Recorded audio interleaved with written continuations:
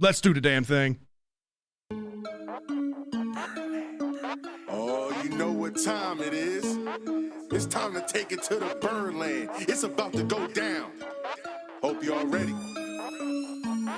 Yeah, let's go. Come and roll with me to the Birdland. Friends got to giving you the word, man. Any other BS is absurd, man. Sports talking, they give it to you firsthand. They can talk Terps, they can talk Oweh. Yeah, they both lit. That's how it goes. Baltimore squad, Ravens and Poe. Better tune in. Here gonna show. Birdland, Birdland, Birdland. BS. Birdland, Birdland, Birdland. BS.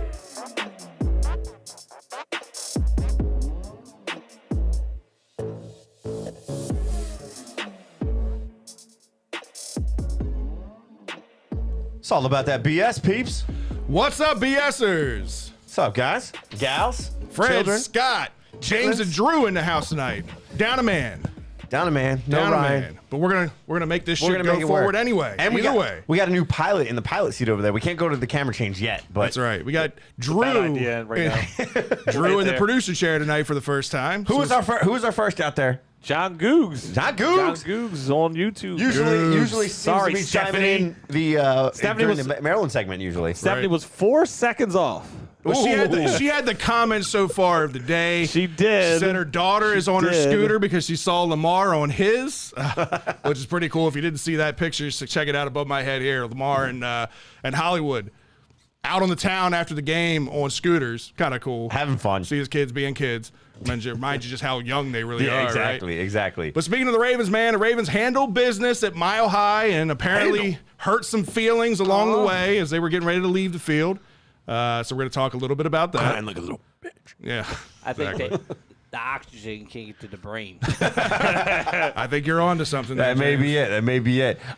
It's it's back home for a month now. A month of games at home, but quite refreshing. Not a lot of travel. Everybody's close to home. We're going to return against the Colts in another primetime game. We pull off another Monday Night Football game. This will be a interesting game, but it's got the chance to be a trap game. We're going to get into that, but hopefully they can be able to pull that out. And I'm going to put this as mildly as I possibly can. The Terps are humbled again on Friday night in prime time. Way to say that politically correct, because I would have said it way different. Yeah, but like I said, try to So say would that James. as easy as I can. And also lose their best player for the year. Yeah, nasty. So we're going to talk big things with Terps moving forward. Yeah, and it's a wrap down at Camden Yards. The Orioles wrap up the #1 overall pick. Yay for 2022! Yay for sucking! We suck again! It means we Hey, suck so by bad the we way, beat everybody else. You know the bull crap of all that? Now you're, that's if the CBA doesn't screw that all up. we're gonna get into that. Don't worry. But let's give it a shout out to our sponsors, Fred. Injured at work or an auto accident, not sure who to call? 855. I don't know why you wouldn't know at this point. As many times I've said this. 855 MD Crash, the Maryland personal injury attorneys that'll have your back. If you find yourself in an unfortunate situation just like I have, give our team at MD Crash a call right away. We all know the cost of medical bills, lost wages, pain and suffering. It all adds up quickly and will definitely put you in a bad financial place. If you want to get a team that'll handle your case, big or small, and just give you some peace of mind, save this number now. 855 MD Crash. It's 855-632-7274. Be sure to follow them on Facebook for some fun giveaways, including tickets to some upcoming Ravens games. Scott, you amateur. I just flipped my phone and it was automatic. It automatically popped up. You got apparently. Drew in the producer chair for the first time, and you're the one screwing up. Yeah, over here. well, Jesus. That's going downhill from here then, guys. Sorry, everybody. We're screwed. All right, man. So let's dive into this Ravens. There's been a lot of things going on. Apologize for not going live yesterday. We had some personal things that we had to handle. Yeah, I actually was going to address that. Just to say that I'm happy that my wife is okay. It was actually because my wife had some medical stuff going on, so everything's okay. She's home. She's now healthy with some things that they've adjusted for her. So happy to be that everything is settled and okay. So we know that a few of you guys reached out, asking to make sure everything was okay. Yeah. Whenever we don't go live, and that just shows us how I do want to appreciate or show our appreciation to the fans, because that just shows how much you guys care about what we're doing, and tells us, that we're in your homes and in your hearts every day, or every day that you're watching, at least every Tuesday. So we appreciate you guys. But yeah, let's jump into the game and kind of break this down. I know it's a little later in the week, but definitely some big things and some big storylines in this game. Yeah, and it was a game that you could finally breathe a little bit. You know, Yes. these damn down to the wire last second games for the first three games of the season. This is finally a game that the Ravens fans could take a deep breath. You're going into the last quarter. Yeah. You don't feel threatened in any kind of way, unless you're the Broncos because you're, running for a record here or whatever. Somebody's panties were in a bunch. We're going to talk about that. Yeah. But this is a game that the Ravens needed. They were going on the road, going up against a 3-0 Broncos team, going against a quarterback in Teddy Bridgewater who, maybe he's not putting up huge numbers as far as yardage goes, but his completion percentage was high. He was getting the job done, and he led this team to a 3-0 start. Yeah, I mean, it was a team that when we looked at this competition last week, we said this could either be a blowout or it could be a real close game. Right. It really depended on who showed up for them, who showed up for us. One of the big things in this game that helped the second half was Teddy Bridgewater getting knocked the hell out. Yeah. You knock him out of the game. You hate To see me, it. what was a clean hit. I mean, you slow that thing yeah. down and you look at it any which way you want. I understand Broncos fans are a little You upset. can't Nobody stop your wants to momentum. This is the problem with the rule and Exactly. the flag when it does come out. Exactly, and that was my whole thing with it. There was no way for him to stop himself. I don't think of Oweh so far through 4 games as any kind of a dirty player in any kind of way. What I think about him is that he's an exciting rookie that we all were wrong on draft day about. And Yeah, 100%. we've eaten our words on that because he Gladly. he looks great so far. You know who didn't look great? Who's that? Teddy Bridgewater's replacement. No, Drew Lock. Drew Nickerson. I would have been all right. Drew looked like Drew Lock of last year and of old, so he, still not going to be an NFL starting quarterback in the future. I think he's a good change of pace kind of guy. He's a good number 2 or number 3 on some teams' rosters. He's got intangibles, but he just can't seem to put it all together. Yeah, no, he can't. Justin Tucker breaking another record as he becomes the fastest kicker in NFL history to reach 300 career field goals in 148 games. I know James is excited. I know he's super excited over there. Like, look at Can't contain himself. over Look there at right now. his face over there. He was just like, "Fuck you guys." Well, you guys can't put in the end zone. You guys do something to put points on the board. And that was the Ravens' MO for a very long time. This is why it's so important to have such a good kicker.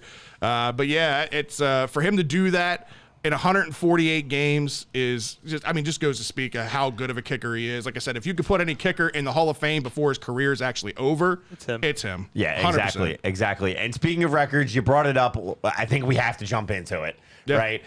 The Ravens, they tie the NFL record for most consecutive games, 100 yards passing, 100 yards rushing or more by a team in consecutive games, 43 games. They have tied the record, right? Mm-hmm. So the record is held by The Steelers, the Squealers, Right. Schittsburg, whatever you want to call them. Right.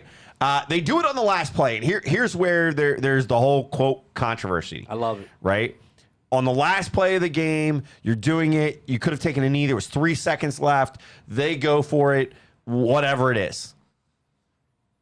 But before we get into the comments that were made, did you have any problem with the play call? In the moment, did you have any problem with the play call?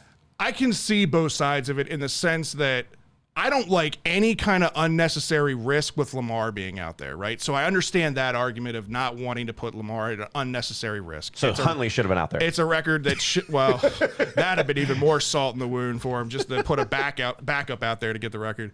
But I see the other side of it too. I think Harbaugh's comments, which we're going to get to here in a moment, are exactly how I felt. Like this was a play and a record that was very hard to obtain. 43 consecutive games. Like it takes 3 seasons to put that together, right? So that's something that doesn't Against happen, some top-tier defenses, Your too. opportunities to do that are going to be very few and far in between over a lifetime.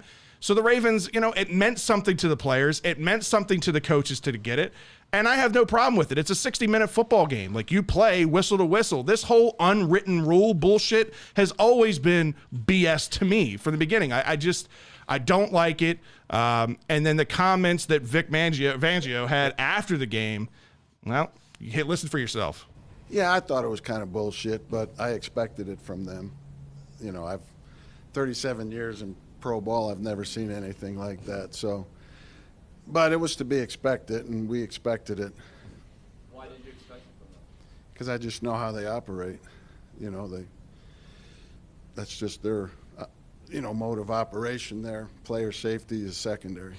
And I heard this, and I had the same sentiments as what RG3 actually posted, right, in reference to all this. He says, what's understood doesn't have to be explained. Nearly every team in NFL history has taken a knee up 2 scores with 3 seconds on the clock. But the Baltimore Ravens don't care about your feelings. Right. They want the rushing record, and they went for it and got it. You don't like it? I think I just saw somebody say it in the chat.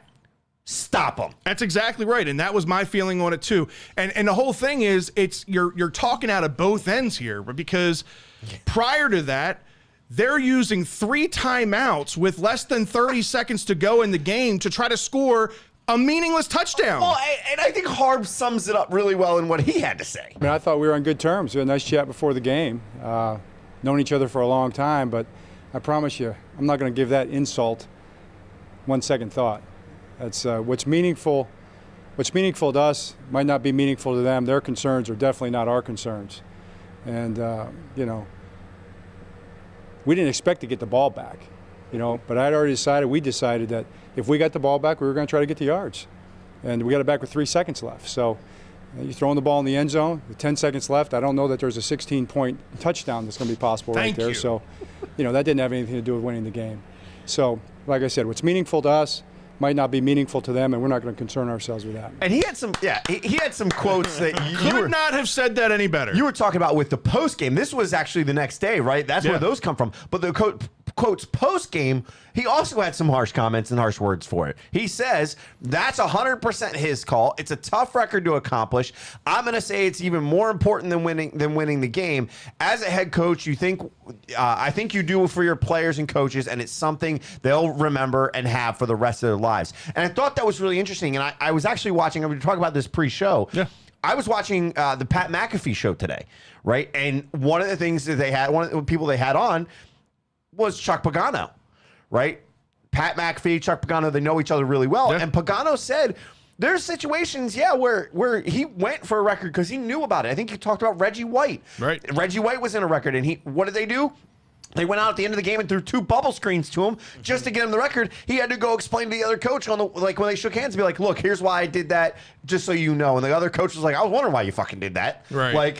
It made sense to that coach at that point. Fangio, as long as he's been around, he should know better. Right. But it tells you something about that locker room and that mentality. The fact that they're so butthurt about it tells you how important it was for them to have stopped them. And my point is, if it was that important for you to stop them from hitting the record, well, then you should have stopped them on that last play because there was still time on the clock. I don't care how you want to look at it. We were expecting them to take a knee. Right. Shut up. James, go ahead. Real quick.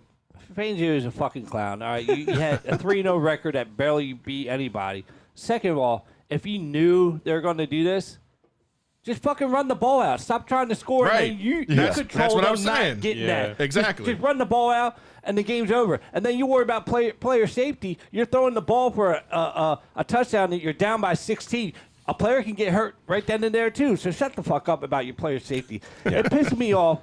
They knew they had it. They didn't stop it. Their butt hurt. So go fuck yourself. Even if you do that, even if he does get in the end zone, right, in that situation, you still got to kick an onside kick and recover that kick.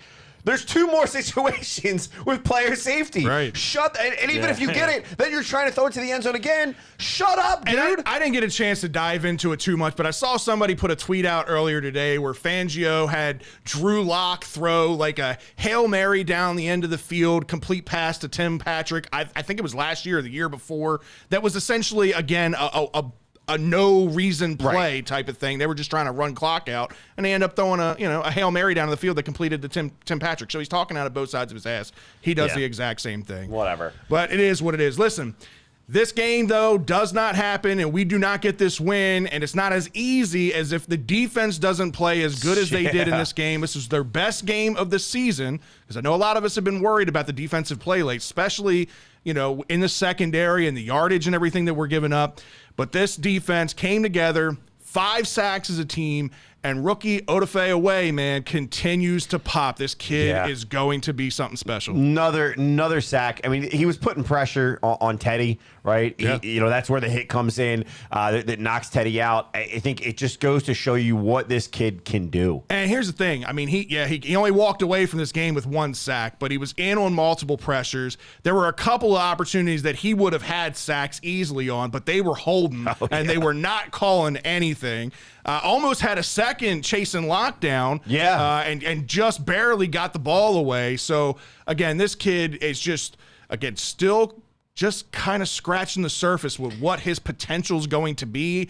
And again, having a veteran like Justin Houston, not just from a production standpoint, but again, from a mentor and leadership standpoint, is doing wonders for him. Him and Calais being able to rush right there, right? Houston, you talked about Houston. He gets a sack in this game, right? 5 total team sacks. Yep. So you talk about Oweh getting 1, Houston gets 1. And then the guy that you decided to pay in the offseason, the guy, you let Matt Judon walk. He goes up to New England, which kudos to Matt Judon. So far, he's having a really good season up there in New England. New England looks like it's a good fit up there. But the guy that you signed that you thought would be kind of like the more budget-friendly deal, Tyus Bowser, has a pair of sacks in this game. Yeah, looks good. And then the other guy that kind of steps up, and we've heard a lot about, Matabwike, he gets a sack in this game. Yeah. Right. So overall, just the defensive play in this game, they were well contained. The secondary was locking down their guys. Except for when Marlon Humphrey was getting carried for 25 yards. That looked bad. That was bad. rough. That did look bad. That kid Williams, or what is that name? Williams, I think. Javonte Williams. He is an animal. That guy is an absolute beast. Yeah. Carried Marlon Humphrey on his back for a solid 20 yards before going down. That was quite impressive. That was in the beginning of the game where I was kind of worried because really the biggest thing that stood out to me defensively has been the poor tackling, which is not something that the Ravens are used to being. Like, they're usually a very sound, fundamental team with tackling. I would disagree with that. We've seen, and we've talked about it in previous years, about some issues with that where at times they were getting too punch happy and not wrapping up guys. Yeah, the problem here is that they're not even wrapping guys up. I mean, Patrick Queen, how many missed tackles is he going to have this year? I know. Jesus Christ. It starts and ends with Patrick Queen. He's just looked really, really bad tackling specifically. But in this game, when it started off, and I saw that play by Williams, and he broke 2 or 3 tackles, and he's carrying Marlon Humphrey, and I'm thinking, Christ, here we go again. It's going to be another one of those games. Nail biter. But they ended up cleaning it up. They played a very good game defensively. And then on the other side of the ball, Lamar Jackson tested again, throwing the ball, because now 2 weeks in a row, the Lions and now the Broncos sold out on the run to stop the run and forced Lamar Jackson to beat him through the air. Burn! And he did it. And I'm telling you, he would have done it even worse against the Lions if we don't have those drop balls. And Drew, who did he do it with? What? Who did Lamar beat their secondary with? He's still the Riddler. Somehow he's on his fantasy team, right? Yeah, well, he's not. It doesn't matter. It doesn't matter. He can still be on my team. I still have an issue with some of the drops. Who is it going to have an issue with drops? He is. Or a guy that's on their fantasy team. I love Tyreek Hill. He's on my fantasy team. The guy has 3 drops in a game. He's catching shit from me. if we were Chiefs. But he goes from one extreme to the other. He drops a couple of easy balls in the breadbasket there in Detroit.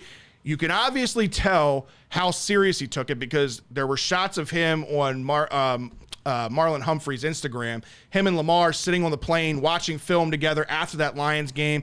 And I heard today that actually Hollywood went up to Justin Tucker after that game and offered him his game check after winning that game for them because he felt so bad about his performance, and Justin pulled them off. Yeah, Justin declined. He didn't take it. He declined, but still, said, thank you, because it got me the record. Yeah, right? But still, I mean, that just goes to show how serious this guy takes it, and to come back 1 week later and make that kind of catch, right? We're not just talking about, he came back and he didn't have any drops. To make that kind of catch in the end zone, nobody around you, full extension, and hit the ground and hold on to it. You saw him. What we saw on that play is what we saw back in a year or two ago when he played in the Miami game, right? when he'd seen the turning and have like that afterburner speed. Yeah. You saw that ball go up, and you saw another gear out of him to go get that ball and make that play. Yep. And so it just goes to show you, what type of mentality they have. The fact that Lamar's trusting him, right, even after everything, that he's going back and doing that, and then him really stepping up and going, all right, I gotta hit this next gear to get to this ball. I gotta get to this ball, Right. and he does. And I know we're very much like the "what have you done for me lately" kind of thing, and we all kind of harped on him with the 3 drops last week, and rightfully so. They were 3 bad drops, right? It almost cost us that game. But this kid, he's shown out this year. He's on pace for 1,300 yards receiving. I mean, I don't know if he's going to be able to hold that kind of pace throughout the entire season, but when's the last time we could say we've had a Ravens receiver on pace for 1,300 yards? It's been a very long time. Go ahead, Drew. So I'm actually of the mindset that he could keep up that 1,300-yard pace. I like it. Well, because once you get Bateman back, you know what I mean? Like when a guy like Hollywood's doing as good as he's doing, but if he was like the only receiver, he's going to start catching double teams and the help over top. Right. But once you have Bateman to the mix, you know what I mean? Like it could be that secondary role where it's still 2 number ones for a team. Right. It's just their skill sets are very different. Yeah, and I mean, adding a guy like Sammy Watkins in the offseason, to me, it's been a very underrated addition. He's been about as consistent it could be. He's had 4 catches in pretty much every single game. I think it was every single game so far. Yes, you can rely on him for a drop or 2 here and there for sure. That's just kind of the MO with Sammy Watkins. But you had another wide receiver who we've been talking about now for over a year that hasn't gotten his chance, hasn't gotten a lot of opportunity, stepped up and had a huge game in this. James Prochet in this game, 5 catches, 74 yards. And what I liked out of his day wasn't just the fact that he got 5 catches and 74 yards. That's great. But the catches and what he did with the ball afterwards, turning up field, and he caught a ball 2 or 3 yards short of a first down on 3rd down, turned up field, drove his head and his shoulders into the defender to get a first get the down. extra yard. Yep. Like, that's the kind of stuff that you want to see out of a receiver, that physical side. And Prochet had a big game. Yeah, I mean, that's the thing. That's one of the bigger knocks on him is he is somewhat of a smaller guy, right? And the fact that he is turning upfield and getting those extra yards. And it's what we saw a little bit in preseason, right? I was a big thing of, okay, what does this chemistry look like with Lamar? Why is it so good because of the other guys? We saw this week that there is some chemistry that's being built there. Yeah. Right. And I don't think it's done. Right. I think they're just kind of getting going. I agree. And that's going to be the big question. We're going to talk about the Colts game in a little bit, but there's some question marks around this wide receiver core and what's going to happen in the future. So there's still questions, but I think he made a big case for himself this weekend. I can tell you this. If this pass game continues to develop, it just kind of in front of our eyes the way it is. Lamar Jackson this game, 37 total passes, ties his career most in a game, right? So he's throwing the ball more than he ever has. Yep. Second career 300-yard passing game. The last one was the Miami game to open the season 2 years ago. Had a touchdown pass in this game called back on to Andrews that he threw due to a face mask call on Andre Smith. So he would have had even more yardage, another touchdown in this game. And going into this game, Lamar wasn't 100%. He'd been dealing with this back injury and whatnot. He still was able to be productive enough on the ground to be able to move the ball. But when you got a team selling out against the run and you got Lamar dealing with a back injury, he was still able to put this team on his shoulders and carry them to a victory and put up big numbers. Yeah, proving all the douters wrong. The thing with him is you got to make sure that you're protecting him as much as you can. That's why I almost went into cardiac arrest on that run where his leg got twisted. Did you see that? Yeah. I mean, I had a little PTSD after watching Demas over the weekend, so we'll talk about that with the Terps a little bit later. But it looked nasty. My heart stopped for a minute, and that's one of the concerns. But here's the thing.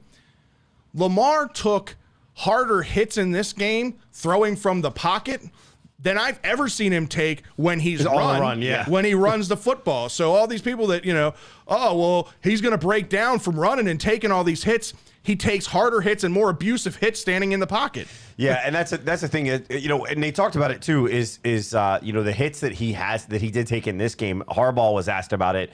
And even Lamar was asked about it a little bit as well. He kind of brushed it off a little bit, but the fact that there is this mentality that just because he's a running quarterback, he can be hit differently. The call on Teddy Bridgewater, where they get flagged for unnecessary roughness, right? Because Teddy Bridgewater goes head first, but he gave himself up. Well, I'm sorry, is he not a runner? Right? Isn't that, but then Lamar does the same fucking thing, and there's no flag with a late hit, even after his leg touches the ground.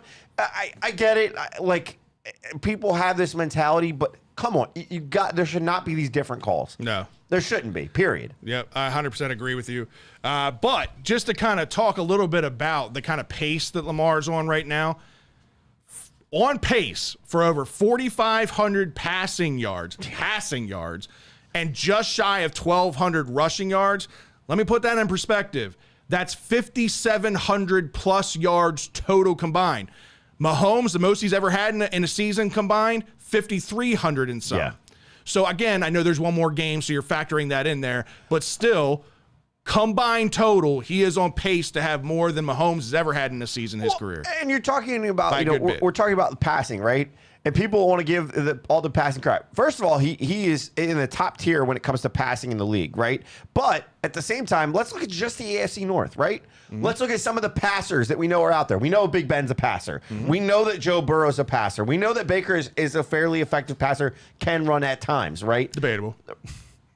I said fairly. Joking. I said fairly. I got you. All right. Lamar leads the 4 with 1,077. Big Ben's behind him with 1,033. Burrow's at 988. Hasn't even cracked 1,000. Neither is Baker at 935.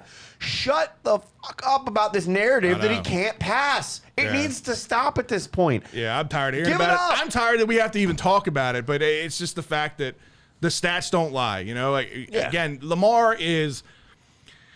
This is why I always thought that Lamar was going to be successful, is he takes what he's not good at and he goes to work on it. And you can see the amount of effort and time that he's put into throwing the ball down the field more, being more accurate, throwing with a crisper spiral. Like, all of these things were things that people were critical on Lamar with his throwing. And all three phases of them have gotten a ton better this year. So the narrative is what the narrative's always going to be with Lamar, and that's because Lamar is Lamar. Yeah, well, and the other thing is that when you have the rest, Gus going down and JK going down, it really hurt this team, right? And then the fact that the thing that had us all scratching our heads is in this game, Tyson is a healthy scratch, right? Of all the running backs on the roster, he was the one guy that we were kind of going, okay, we've seen enough out of him that we trust him more than we do some of these other guys right now. He's at least knows the system, has been here since the beginning of the season. He can be a little bit more effective. We've seen him be effective, but he's a healthy scratch in this game. We're all sitting here scratching our heads. And then we see them activate Le'Veon Bell, right? So it's Bell and Murray going into this game. Bell gets his first action in the game, right? Yeah, and it came to a point where I think the Ravens have to make a decision. They have to figure out what this running back core is going to look like moving forward, and if Le'Veon Bell is going to be a part of this team moving forward. You don't know that until you get him out into game action. You actually see what he brings to this team. He brought what Le'Veon Bell brings. Is he Le'Veon Bell in his heyday? No. But he's a patient runner. He's going to get those 3 to 4 yard carries. He's a good pass catching back out of the backfield. And what I was kind of surprised with was actually his pass blocking. And Coach Harbaugh talked a little bit about that, about how good he was in pass protection. That's critical, right? And he's probably, I would say, the most complete back. Definitely not the best running back at this point. To your point, Tyson Williams, I think, is the best running back that we have out of this group. But I think he's the most complete back in the sense that you can put him out there and do a bunch of things with him. Latavius Murray, he's going to be that short yardage, that power back kind of guy that can tote the rock, but he's not going to catch a whole lot out of the backfield. Well, the problem is, and we were talking about this a little bit pre-show, right? When you're looking at Freeman, you're looking at Tyson. I think we all agree Tyson should be out there every week. But when you look at Bell, Murray, and Freeman, there's not enough consistent play for any of those guys for me to go, that's the next guy in line. Right. There's not, right? But I'm okay with that. No, and so am I. But I'm saying, like, for everybody that's calling, and I'm going to throw it to the guys because I want to get their take on this because I know we were kind of talking about it pre-show, is I don't think you can make a call. So I think somebody out there said Freeman's the odd man out. Send Freeman out. I kind of feel that way. If you're going to, if somebody is going to be the odd man out of that group, to me, it's Freeman. But based on what I've seen. So 2 games ago, Freeman had more yardage than Murray did on less carry. It was 1 carry. He had 2 carries in that game. 1 was for 39 yards. If he has more opportunities in that game, we don't know. No, I understand. That's my point. Yeah. There's too much I don't know factor to say that one guy over the other. I think for the next 2 weeks, possibly even 3 until the bye week, we might see a rotation to see if you can get some guys some consistent carries. What happens?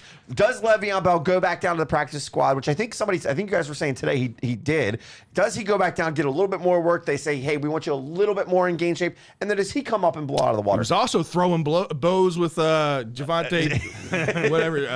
God, I can't think of his name. Javonte Williams? Wait. No. Javonte Davis?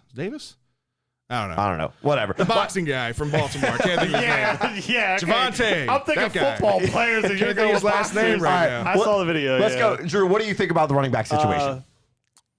I love Tyson. I get the pass pro problem, and I know players can't get a pass for that. I get it because you think a lot of great quarterbacks like Peyton Tank. and Tom, they've had a trusty guy, and that guy's almost earned his job just because he can pass pro. Right. And I get that. That is an aspect of a running back player's game. But, for him to get, the blame for that when it's just poor offensive line play or mediocre offensive line play and injuries, it just kind of irks me that a guy can have to sit there and have 6 yards per carry in the system like you've seen from Gus and J.K. He's doing something they can do. Right. It has to be way better to have them too. Obviously, no one's debating that. But I get the worry of the pass pro, but it's just how does a guy have a yards per carry like that and not play? And I understand that, but your number one fear and your number one concern has to be protecting Lamar Jackson at all expenses cost, right? And I understand that, yes, he is the most explosive running back out of the group. He's going to be the big play kind of guy. I still believe Le'Veon Bell can be a big play kind of guy. He just got to get the opportunities. Didn't have a ton of opportunities. Again, this was his first chance back. I think he gets a little bit more acclimated into this offense. Again, I think he's the more complete back out of this group. But, yeah, I 100% still believe in Tyson Williams. I still believe that John Harbaugh may have a little bit of a doghouse, even if he doesn't want to admit that or not. He said that he just needed to evaluate things and see where Le'Veon Bell was. I believe that there were some other motives with that. But I like Tyson as number 1. I like a Le'Veon Bell and Latavius Murray as my 2-3. For me, Freeman's the guy out. Yeah, everybody's kind of chiming in. James, what is your take on the running back situation? I feel the same way as Fred. I think Freeman's the man out. Not that he's a bad back, but I think Le'Veon Bell has stuff to show what he's got. He's still young. I watch some of his videos. I follow him on Twitter. He looks like in incredible shape. Yeah. I think he just needs more repetitive, more handoff, more plays, get in the game, getting that rhythm. Right. And I see 2-3 games, the 4th game, he's pounding people over and being Le'Veon Bell. But until then, getting the consistency, you're going to get he'll have maybe a 10-yard breakthrough run or 2-3 yards, and then everybody's like, oh, he's washed up and all that. The man hasn't really played in 2 years. Right. So I'm with you. I feel Tyson's number 1. And it's just like your wide receivers. You throw to them, they drop. You got to go back to them to get that security. With Williams, you got to do the same thing. You can't. It's all mental to him probably, but you got to keep on feeding him. Right. Yeah. 100% agree. I agree with that. That's where I was going with it. It's mental with those drops, right? That's the problem is when somebody drops, everybody wants to stop giving the ball to them. In some cases, for some guys, that's the worst thing you can do because that just kills their confidence so that when you do need to turn back to them, they're all in their head. Ask Tiki Barber. You got to keep going. Yeah, that's a good call. Exactly. Good call. Well, I can tell you one guy that's real happy for Lamar and the Ravens to be out of Denver. That's Von Miller. Von Miller was quoted after the game talking about on turning the page from the Ravens to the Steelers next week. It'll be good to just get back to a normal team that just drops back to pass and just hands the ball off, It'll be refreshing just to play normal football again. Lamar just presents so many different problems passing the ball and rushing the ball. Do you rush up the field and try to get the sack and he scrambles, or do you try to contain him and give him a little more time for the deep ball? He presents a ton of problems. And this is again just Lamar becoming the more complete quarterback. You know, Right. you can label him whatever you want. He's always been a quarterback in my eyes. He's always been a quarterback in the Ravens' eyes. He's just becoming a more complete quarterback, and he's going to earn every dollar he gets. Yeah, and that's the thing is as he gets healthy with the back, whatever the situation was there, but also kind of staying confident. They need to just tell him like if it's not there, don't force it. And you got the pocket again. At times, it wasn't as bad in this game, but at times there was still a hesitation. He had a hole in front of him. He's staying in the pocket to look for the pass versus getting the yardage that he can get, right? And in some situations, you got to take everything they're willing to give you.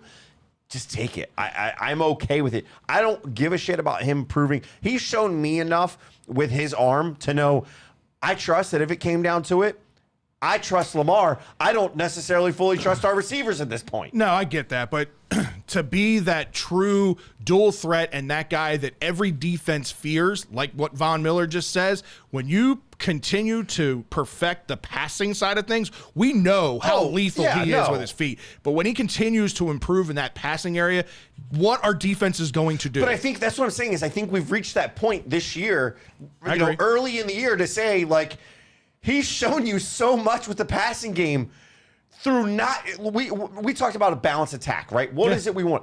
And we're seeing that. Yeah. 37 to 35, 35 to 33. We're seeing a fairly balanced attack. And you know what we're not talking about as much? We're not fucking talking about Greg Roman. We're not talking about the play calling being awful anymore. Like that has changed. Greg Roman has gotten better. The additions of Keith Williams, T. Martin, you're starting to see all that kind of come to fruition here. And again, you get a piece like a Rashad Bateman back, your first-round wide receiver. You get more weapons out there for Lamar. You get him his left tackle, hopefully before the end of this year, and this offense will be clicking on all cylinders. Yeah. Now, before we get into the Colts, because I don't want to talk about the Colts, I want all of you out there in BS Nation to chime in on this. What I want to do is do a quarterly evaluation grade, right? Let's do a check-in. Right now, the Ravens, through 4 games, sit 3-1 on the season. I want your grade, A+ to E-. Where are you with how this team is right now, given everything, right? The laundry list of injuries that we had, that we're going to get some relief back here going into quarter 2 and quarter 3, right? 3 of 4 games on the road to start in this first quarter. You got Waller, Kelsey, Hockenson, and Fant, 4 of the best tight ends in the league. All when you didn't have Jimmy. Right. Except for this last game. Most of the games you didn't have Jimmy out there. Lamar changing the narrative as a passer while missing his all-pro tackle and missing his first-round wide receiver in Bateman, right? You got this whole running back by committee thing going on that we're talking about while Harbaugh tries to figure out what this rotations are going to look like. And then heading into quarter 2, you got 4 games at home. 4 games at home. That you got to make matter. Every single one of them. You got to make them all count. You're sitting at 3-1. Drew, I'll start with you, man. Where do you see this team through the first quarter of the season if you had to give them a grade so far? A B. A solid B. Because and maybe I'd even give them the benefit of the doubt a little bit because of the injuries. I mean, I'll admit, like, that's kind of my thing. But the fact of the matter is, and even a couple weeks ago we were talking about it after the Raiders loss. Right. You were like, all right, well, we ain't beating Kansas City, and I don't know about Detroit, and you're going to Denver. Right. I don't know what we're going to do. We were all scratching our heads. I mean, I know some people might have been saying 0-4. I mean, I wasn't one of them. But so to be 3-1 alone gives me the B there because it's not like, you know what I mean? Like, they should have destroyed Detroit. Right. We already know that with the drop. So it's like you've had the 2 close games, and then to me, like, that was a close game. But, like, it was good to see that Denver game be the way it was. You've seen a lot of improvement with the offense. I think the offense alone for me needs to get an A. Just because the passing game just taken to all new levels. Right. Maybe that helps the B. Maybe the defense is lesser and the offense raises that average. But I'm actually, like I said, I am impressed with all the injuries and the debacle that was the Monday night game to be where they're at now. And like you said, just waiting for injuries to clear up and get some of the key guys back, like hopefully Stanley and Boyle for the protection and all that. I give him a B. I like it. That's a good reasoning for it. Go ahead, James. What do you got? Nope. There we go. They get a B- from me. Okay. Explain. it was close to a C+, but it's a B-. Okay. Injuries are part of this game. It's football. Right. It just sucks that like all our running backs went to shit. But our team should have won that Monday night game.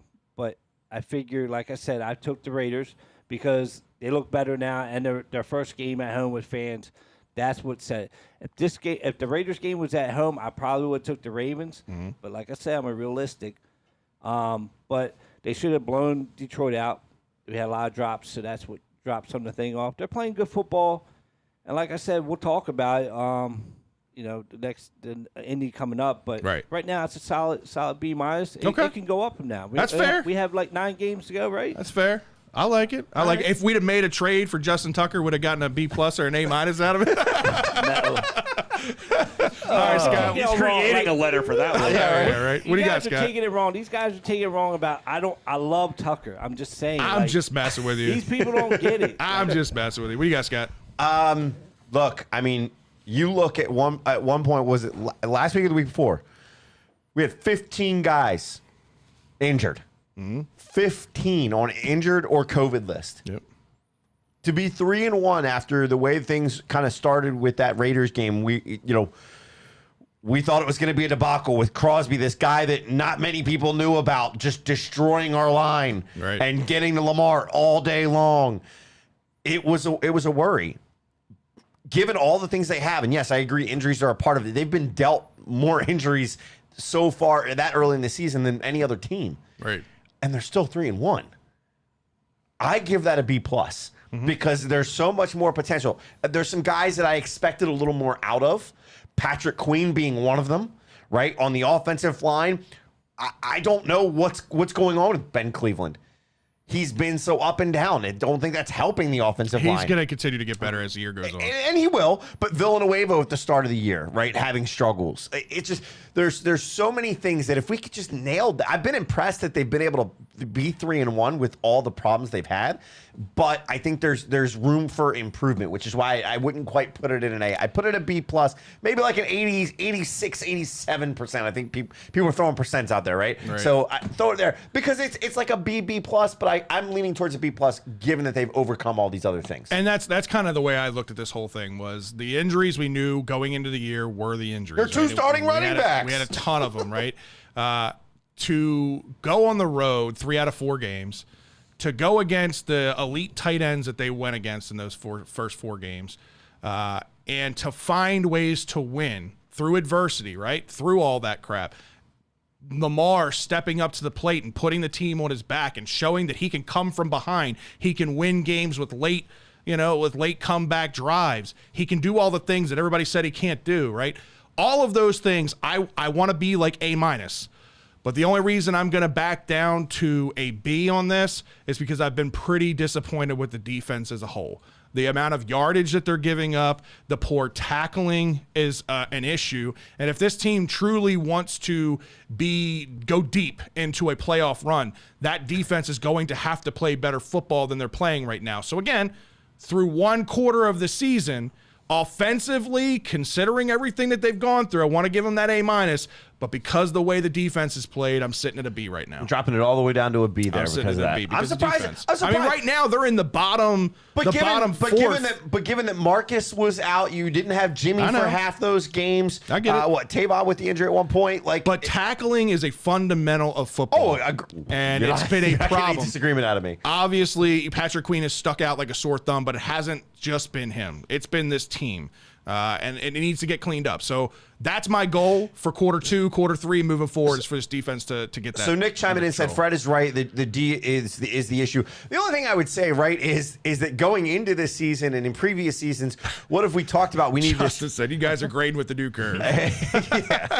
We're doing that new math that they teach these kids, whatever that bullshit is. Golly. 1 + 10 is 1 plus 0 plus 0 plus 1 plus 10 Hooked on plus 1. phonics worked for me. Did it? No, Did it? We have calculators on our phones now. Yeah, right. Exactly. Remember when your teachers always said you're never gonna have Yeah, that? You're never gonna have a calculator in your pocket. Wrong. Bullshit. Oh man. But John no. says, I honestly feel like we might make a move for an inside linebacker, cornerback, safety towards the deadline to solidify the depth. So all right. So here's the one thing. Could very well happen. Bringing this up, right? Because as soon as it happened, Ravens flock went crazy. Yeah. And I want to tone some expectations. I know Stephon Gilmore, it was going to be that he was going to be released, right, by the Patriots. And then all of a sudden, oh, nope, trade's happening and he's going to the Panthers. So a few things here. One, I think they went to him and said, look, we're going to try to get something out of you. We're going to put it public that you're going to be released today. It's going to go in effect so 4 that p.m. everybody blows our phone up and says, hey, before you release him, I'll give you a 6th-round pick or a 5th-round pick. Or and then whatever we'll it is. work with you about where you want to go, right? And people are like, oh, no, he wasn't involved in that. Here's one thing I want you to understand. Anybody know where Stephon Gilmore's from? He's from Rock Hill, North Carolina. He's going back home. Right? He's I'm not coming home. Right. Don't ever sing again. It's a good voice. That's why I do a podcast. Jeez. But no, like, that's the thing is he had some, I think he did have something to do with this. The Packers were supposedly, according to his agent or somebody that was reporting that his agent was saying the Packers were involved about them trying to potentially get him. I don't know. Maybe does he want to go out there and play with the MVP? Maybe, right? The way that they've turned things around. Yeah, their issue is Jair Alexander has an injury that Yeah. Right. And that's iffy. the thing. So with this, Ravens flock was going, we need to go get him. We need to go get him. Look, I get it. We have trouble at quarterback. It's great to have depth. You have Marcus Peters go down. Is Stephon Gilmore a exact 1-for-1 Marcus Peters replacement? No, but he's closer than what you different kind have. of corner, but he's a better all-around corner. Right. But here's the deal. 5.7. That would be the cap hit for taking on Stephon Gilmore. We have, what, is it 5.9 or 6.2? We have just enough to cover it. It would put us cap poor if we did it. We would have no money to move anywhere. Makes They'd have to make sense. This is just how Ravens flock is. They hear a big name out there. They get excited. Everybody wants everybody. They want the Madden thing. Just go out and sign everybody that you possibly can. I get it. I understand. Adding a Stephon Gilmore to the secondary would be amazing. But that's one of the reasons why New England was getting rid of him, because the cap. Because the cap hit, right. Yeah, exactly. $52,000 in cap room. Exactly. It couldn't fluctuate. But what Scott's saying, New England don't care where the fuck you go, to be honest. They're going to send you where we get the best deal. So Nick just brought up a good point. Averett is looking fine. We don't need another cornerback. I agree with that. Yeah. It would be an embarrassment of riches if we got a guy like Gilmore. I think Averett's done fine, and he's going to get himself a nice payday here soon, too. But I do agree with you, Googs. I think inside linebacker is a problem. The loss. Would have been good. Collins could be a guy that they entertain. No, but he's signing with New England. Is he? Okay. Yeah. But my point with inside linebacker is, LJ Fort's loss was severely underrated, man. Yeah. Like that guy was a solid player. He wasn't flashy. He wasn't a guy that was going to load up the box score or anything like that, but he was a guy that you could count on to fundamentally make the plays and tackle and wrap. The other thing with that whole situation, right, is we saw how LJ Fort played, but what we also heard a little bit about and saw was him kind of talking and working with some of these younger linebackers, right? When he's down, Patrick Queen is now thrust in there. He has no choice. Dalen Hayes goes down with an injury. Dude, it's you. Right. It is you. Bowser stepping up. Yes, he gets paid in the linebacker court. But the thing is you had expectations out of Queen. That doesn't happen because he's thrust in a little bit more than he was last year because of the Fort injury. And Malik Harrison's been a little bit of a disappointment. Yeah. He's definitely been bad in coverage when he's been asked to cover. He's just not very fast. He's a thumper kind of guy. He's playing a little bit out of position in my opinion. Craig Zero brings up a good point. When Josh Bynes is ready, you're going to probably see him a little bit more in LJ's spot, especially with the way that Queen's playing. You need to make a shift. You need to make an adjustment. Yeah. So that's probably going to happen. So good call out there. So let's shift gears a little bit. Let's do it. And let's go ahead and let's talk about this Colts game, right? This has the opportunity to be a trap game just for the simple fact that we thought the Lions were going to be a blowout, right? I don't think this is going to be a blowout by any means. I don't think so either, but a game that you should win. Yeah, right. I agree. On paper, we should be winning this. They're a 1-3 team. Let's talk about some of the keys to the game, and let's start on the offensive side of the ball. Yeah, so the Colts come in 1-3 on the year right now, right? Not playing great football. Defensively, they rank 28th against the pass, 20th versus the run. Defensively, they're a liability. So it's going to be interesting. I think that's going to be the biggest key to the game here is how do the Colts defense Lamar and this offense? Do they continue the trend over the last couple of weeks and sell out against the run and allow Lamar to pick them apart down the field? Or do they see what Lamar's done over the last couple of weeks, back off the line, and then we get the guys in the backfield, Tyson Williams, Le'Veon Bell, let them get charge these through the guys line, yeah, charging through and running again to get over 200 yards a game. So that's the other thing. Not only was this streak of 43 games over 100 yards team rushing impressive, right? But we've been well over 100 yards every one of those games. We've been over 200 yards in a majority of those games as a team because we rushed the ball so well. This is a game where, because we're passing the ball more against the Lions and against the Broncos, that we weren't putting up the gaudy running statistics. So let's see what happens with this Colts defense because they are vulnerable against the run. Right, and it also, they're vulnerable too because two guys that were expected to make, somewhat of an impact for this team this year in Kwity Paye, right, the defensive end. I like Paye. We like Paye when we talked about him in the draft. He was expected. He's down due to injury, right, and then you have their safety Kari Willis, who's also down, right. So there's protecting against the run and there's protecting against the pass. Right. What are they going to do without these guys there? I don't know that they have the depth to be able to stop it. That's a big question mark. Like you said, I mean, the fact that they're ranked so badly, it's tough. The other thing that you got to look and think about. So last week we heard that Boykin and Bateman were practicing. Right. This week when he was asked about it, he's asked, do these guys have a good chance to play? And he said, yeah, I think they got a pretty good chance to be able to play. Right. A, it's Harbaugh, so he's not giving away his cards. Right. He's not showing his hand and what he's planning to do. But B, the question is in a game like this, do you want to see Bateman here or do you want to see – I know we don't want to necessarily see Boykin come back, but do we want to see either of these guys come back? Are they a game changer or are we going to hold them back and say let's wait until they're here and not have an injury happen in a game that we should win without them and have them ready for a game against the Chargers that we really should have them ready? That's kind of how I feel about it. I think the passing game is doing enough that they can win this game without them, but it depends on how Bateman's practicing. I don't think his first exposure is going to be, hey, we're throwing you to the Wolves and figure it out. Here you go, buddy. Like, hope for the best. Chargers, have fun. They're going to slowly kind of work him out there, get him a couple of reps here and there when he comes back. It's just a matter of whether that's this week, next week, a couple weeks from now. From what we've heard and what we've seen so far, he looks great. He looks good in practice again. He doesn't seem like he's slowing down. The injury doesn't seem to be bothering him too much right now. So maybe this is the week that they bring him up, they activate him on the roster, and they get him a couple of plays just to see how he gets himself acclimated to the offense. It's not worth, in my opinion, the risk to rush him back. So if John or anybody has any hesitations about the kid's health, you hold him back. Yeah, no, and that's kind of where my thought process was. I think if you're liking how he's looking, he is healthy.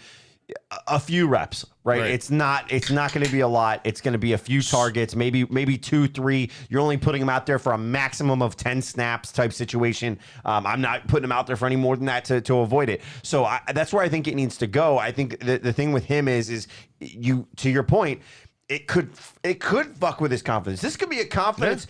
This could be a confidence booster. It could be a confidence downer. But going in against the Chargers could also kill confidence. There's a lot of things to throw up here, and the only people that know are Higgins, Roman, and Harbaugh. Right. That's who you got to talk to about this. Go ahead, James. I think we should just save him for Week 7 against Cincinnati at home. It's a home game. You get some more practice in, get loose, get like your preseason back in there at practice, save them for Week 7, let them torch the fucking Bengals. I like it. What do you think, Drew? I mean, is he ever going to play? We keep saying, let's wait till this week, to this week, to this week. You know, right. I get it. Yes, you're dealing in what ifs, and if in practice he looks completely healthy, he looks like what he was doing in the middle of August when you were at the Ravens game. It was like, watch this guy.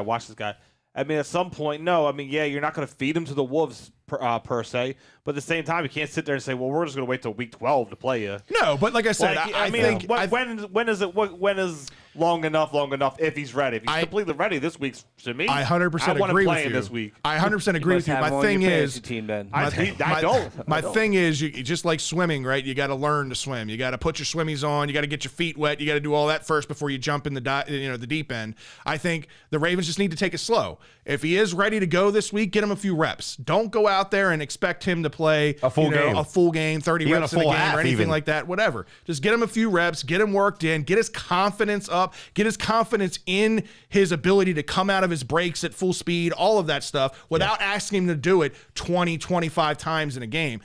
Get him acclimated and build him up, but get him some exposure. Well, and I think another thing about this game that Nick brings up, this is a game to figure out your running back situation. Yeah. Right. So do you say, you know what, we're gonna give him a healthy scratch. He could play, but we're gonna pull him back, or we're gonna pull Boykin back. I'm okay with maybe him being in, and you pull Boykin back. You don't put Boykin in here, and you let these running backs.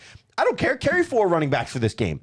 Let's give them all equal amount of carries, and whoever's got the hot hand, that's who you're going with. Yeah. We've talked about hot hand works. You called it last year, Drew, with J.K. Dobbins was the hot hand. What happened when you finally transfer to going to him?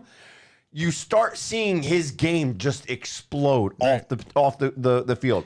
That's what you need. You need to see where you're going to start seeing that. I agree with you. We don't have a J.K. Dobbins sitting in our backfield right now. We've got a bunch of guys who played very elite level football many years ago. When you're getting 2 carries and 3 carries and 5 carries, how are you going to get anything? I understand. Break it up. I understand. I want to see Tyson Williams come back. That's my biggest thing. I want to see him be the focal point in the run game. He is going to be your home run hitter. He's going to be that guy that can break a 10, 20, 30, 40-yard run. It's not going to be these other guys. Latavius Murray, what he brings to the table is valuable. Short yardage, power back situations. That's where Latavius, red zone type stuff. That's where he is his bread and butter. But if you want a guy that's going to be that explosive kind of guy and can catch the ball out of the backfield. Whose name is not Lamar? This name isn't J.K. Dobbins, right? Because he's not available. Yeah. I think the next closest thing to that right now is Tyson Williams.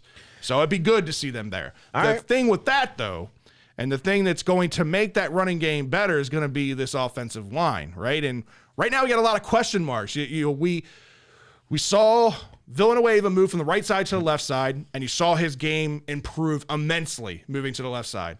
But then you saw Villanueva go down midway through this game, dealing with his knee injury. He's been dealing with a knee injury for a few weeks now, really. He just aggravated in this game. Andre Smith looked like a liability out there. I mean, he did okay, and Lamar is going to make up for okay offensive line play, but Andre Smith is not the ideal guy that you want out there at left tackle starting. He is a guy that you want in an emergency situation. So I really, really hope this injury with Villanueva is minor. He's only going to be able to make up for bad offensive line play against par and subpar defenses. Right. If you get above par defense, there's a lot of good edge rushers in this AFC North. We're going to have a lot of them. And that's the thing is he can't make up for it forever. You have to find a way to get him to some protection somehow, and that's going to be what it comes down to. Nick said the offensive line is offensive. Yeah. We don't talk about that. I see what you did there. But look, I think that's some of the big things are obviously the offense, but flipping to the other side, we got to continue the defensive pressure. Yeah. Right? We got Carson Wentz dealing with a couple of ankle injuries, so he's nowhere near the mobile quarterback that he once was, right? He's still throwing the ball. You mean after his second year? Yeah, right. He's still throwing good, though. He's at 66% completion, 920 yards, 5 TDs, 1 interception, so he's still getting the job done with his arm. Less passes than Lamar. Okay, less passing yards than Lamar. Still getting the job done, though, with his arm. I want to see continued pressure from Oweh, Justin Houston, interior pressure continue to get better, which we've seen that over the last couple of weeks. You got to keep the pressure on Carson. If you do that, I think you'll win this game pretty handedly. Yeah, I mean, there's some other things that you have to do is you got to look for Pittman working Kid's a downfield. beast. He's got no touchdowns, but the kid has 23 receptions for 279 yards. He leads their team. He gets them into the red zone. He gets them down the field. This is a guy between the 20s. This is who you need to cover. Yep. Beyond that, you need to cover Pascal and Ali Cox, their wide receiver and tight end, in the red zone because they account for 5 of the Colts' TD passes this year, right? And then you got to stop the run. Jonathan Taylor has all 3 rushing TDs for the Colts so far. I want to say all of them are below 20 yards. So when you're inside the 20, when you're in that red zone, Pascal, Cox, Taylor, that's who you need to worry about. Yeah. And I think we should be able to handle those 3. I agree. And Garnett, yeah, I forgot about that. You know, they're all-world guard, and Nelson is out this game too, so dealing with his injury. So, yeah, that interior pressure should be there in this game, hopefully. Oh, and it's the Colts. Right. All right, so let's get into predictions for the week. We'll start, even though, you know what, we'll wait. We'll do this in order because the Ravens are playing on Monday Night Football. Usually we go right into the Ravens game. So let's do this in order. Let's start with the Thursday night game, which should be a very entertaining football game for Thursday Night Football. You got the Los Angeles Rams coming off their loss. You said it right. I did. I got it right. Rams coming off their loss, sitting at 3-1 on the year, going into Seattle to take on the 2-2 Seahawks, which is kind of, in my opinion, it's kind of mind-boggling that they're sitting at 2-2 because if you look at the numbers that Russell Wilson has put up statistically this year, you would think that this guy's got to be, manning a 4-0 football team. Like he's statistically doing great. But so far, Seahawks have had a rough start, 2-2. Scott, I'll let you kick this one off. How do you see this game going? I looked at this game, and I think the Rams, yes, I tried to account for it being in Seattle. And this is where it's going to be a close game. And I think for the most part, I think that 12th man up in Seattle is going to play a little bit of a role. But here's the deal. Stafford, the Rams, they're starting to really put it together, right? And I think that's one of those things that you look at. I've got the Rams winning this 27-24. I think that, again, 12th man is gonna make an effect here, being home team or home field for Seattle. But I think ultimately it's really going to come down to the offensive play of Matt Stafford, and it's going to win them this game. I like it. Drew, what do you got? Yeah, the Rams are really putting it together when Arizona kicked the shit out of them. Arizona's a good football team. I was going to say, but you looked at Arizona's roster recently? You said putting it together. If they were putting it together, they'd be 4-0. I didn't say they had it together. I said they're putting it together. All right, Drew, what do you got? Seahawks. Lone wolf here on this one. Seahawks. They're putting it together. They're the home team. Okay. They're the home team. It's Thursday Night Football. That's kind of the reason I went with it. That's what score? So you're giving it because 24-21. Oh, so you're not. All right, so you're not. It's not like It's still gonna be close. Yeah, okay. It's not. I'm not. No matter. It's a division game. One way or the other. I wouldn't have had either one of them coming in and winning by like 2 touchdowns on a Thursday night. Well, since you're in the producer chair, you want to share Ryan's? I will share Ryan's for it. He also has a 3-point game. He's got actually the highest scoring game. It's 35-32 Rams. All right, James. LA Rams. James, what do you got? I got the Rams winning, coming back from their loss, 31-28. Okay. I think they're going to get back. They're the best team for that division, and I don't know what happened last week. Arizona is a very good team, and that they're going to have to put this together. But they're going to beat Seattle. They lost to the fucking Vikings, so the Rams are going to clean them up. All right, what's yours, Fred? You asked everybody else. I'll be honest with you. I was really, really surprised with the performance of the Cardinals this past week. Kyler Murray looks like the real deal here in what? Is this year 3 for him at this point? Year 3? He's doing big things. I told you from the beginning, I'm really high on this Rams team. I'm high on Matt Stafford and this offense, especially with McVay leading the charge here. I think McVay, I think Stafford, a little pissed off after the ass whooping that they took against the Cardinals. I think they come back, and I agree with the majority of you in here that this is going to be a close game. I got the Rams winning this by 4, 31-27. True, he doesn't agree with you. You shouldn't talk. I said most of you did. All right, Sunday night. Sunday night, it's going to be. This is going to be another game to watch, right? It's a good prime time. This is probably one of the better primetime weeks for the majority. Sunday night, 8:20. You got the Bills, who are 3-1, going into Arrowhead Stadium with the 2-2 Chiefs. I don't think any of. I almost thought the Chiefs were going to be 1-3 the way the Eagles started that. Yeah, game. exactly. Pat Mahomes threw 5 touchdowns. He did. He did. Pat Mahomes was Pat Mahomes. Fred, we'll start with you since you finished off on the last one. Where do you see this game playing out, and who do you see winning this game? Get your popcorn ready. And now with T.O. you say, get your popcorn ready. This is going to be an entertaining football game. Josh Allen, Stephon Diggs, like the entire thing that the Bills have going on offense there, going up against the juggernaut and the Chiefs. This is going to be a high-scoring game. I do think that the Chiefs get this done. This is, to Drew's point with the last game, I had to decide based on home field advantage. If this would have been in Buffalo, I would have gone with you, Buffalo Chuck. I would have said the Bills are going to win this game. I think the Chiefs do enough in this game to win it. 38-33 is going to be a fun football game. What do you guys got? We're actually going to head over to James on this next one. Oh, okay. As Chris Berman would say, we circle the wagon as the Buffalo Bills. I have them winning, and most of my scores are with the ones at the end. I have it winning 41-34. The reason why is Buffalo's got the number 1 defense right now. Yeah. They're kicking ass, taking names, and to have 2 shutout games, I don't care if they're Miami and Houston. These are professional NFL teams. To shut them out, not putting up any points allowed, it's going to get done. And I think they're going to get it because Kansas City's defense is suspect. I agree. Right? I do agree. That's Their the only defense reason suspect. why. That's the only reason why. And going to Arrowhead, this was a tough one. That's a tough game, man. This is a tough tough one stadium. because I'm 13-1, and this Jesus, here we go. reflects on me. We're not going to hear the end of this. Doing No. well. That James it is was a tough 13-1. one. All of us, the rest of us, are 11-3. So, if this was in Buffalo, I would have Buffalo winning like with an ass kicking. But going to Arrowhead, I think they have something to prove because of what happened last year in the AFC Championship game. Gotcha. But I think the Bills are the better team right now. All right, Drew. I got it. Chiefs 35-30. It was like what Fred said. The same thing with the last one. I went with the last one. It was the home team on a night game. I not all the time, but oftentimes I kind of give them the edge, especially on Thursdays, but even any other night.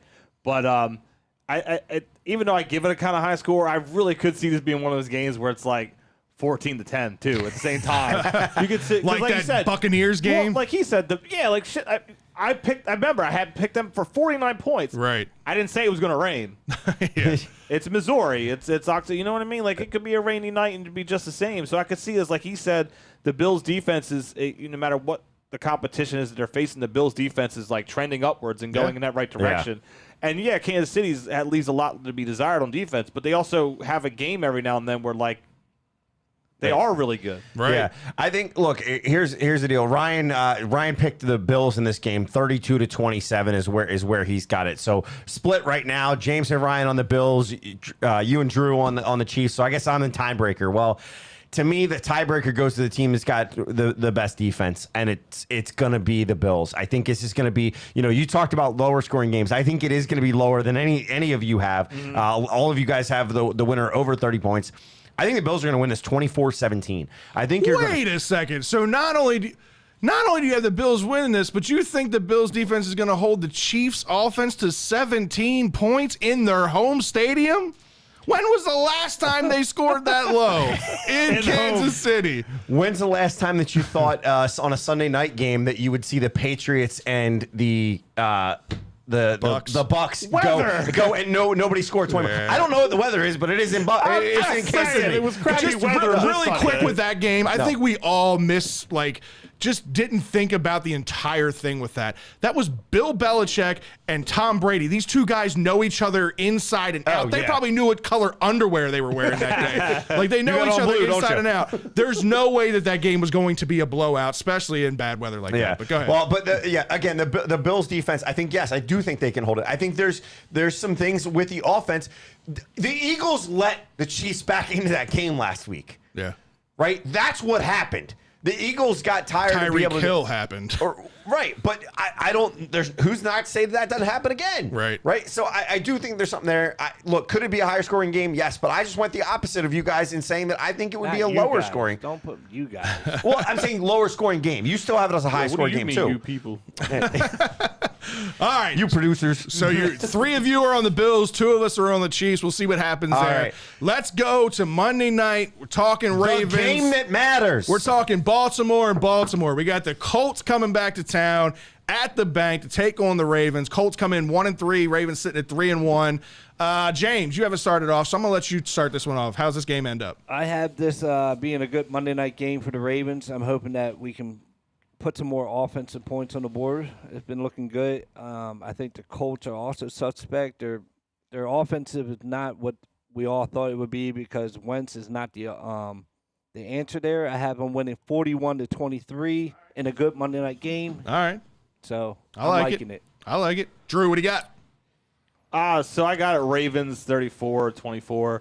I think it's one of those like they win it easily, like handedly type. It doesn't have that pressure like a Detroit game. Right. But it's also not a blowout. I don't think a 10-point game's a blowout in any way. I mean, you could get a stop and have 10 point, hold the 10-point lead for 5 minutes for the rest of the game. Right. So I'm not saying that they're going to sit here and blow them out, but I don't think that they're going to give them a lot of threat. I mean, yeah, the defense is good, but it's trending downwards. And there's no offensive line really as much to protect Wentz. Wentz has got 2 bum ankles. I mean, you take him out, and it's just like Drew Lock. Right. When Teddy Bridgewater was out, Drew Lock ain't crap. Right. When he's out, you got Eason or A, who knows? It doesn't matter. Right. It doesn't matter. So yeah. All right. Peyton Manning's not coming back. No, he's not. No.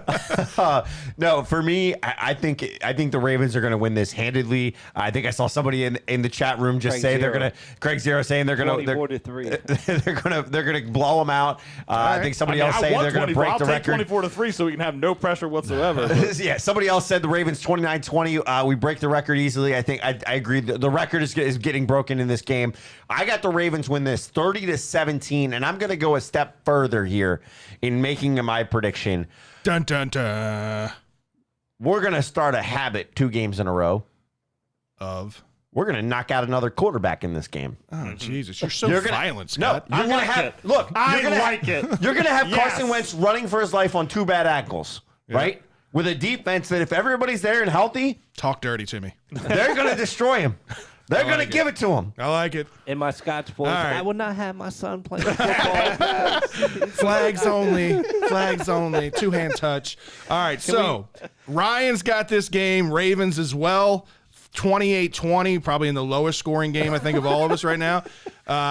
I think this is going to be a comfortable game for the Ravens. I think that they win it comfortably. It'll kind of have similar vibes to the Broncos game where you never thought you were out of the game. You never thought that the Broncos were going to come back and win. You'll kind of get that same vibe.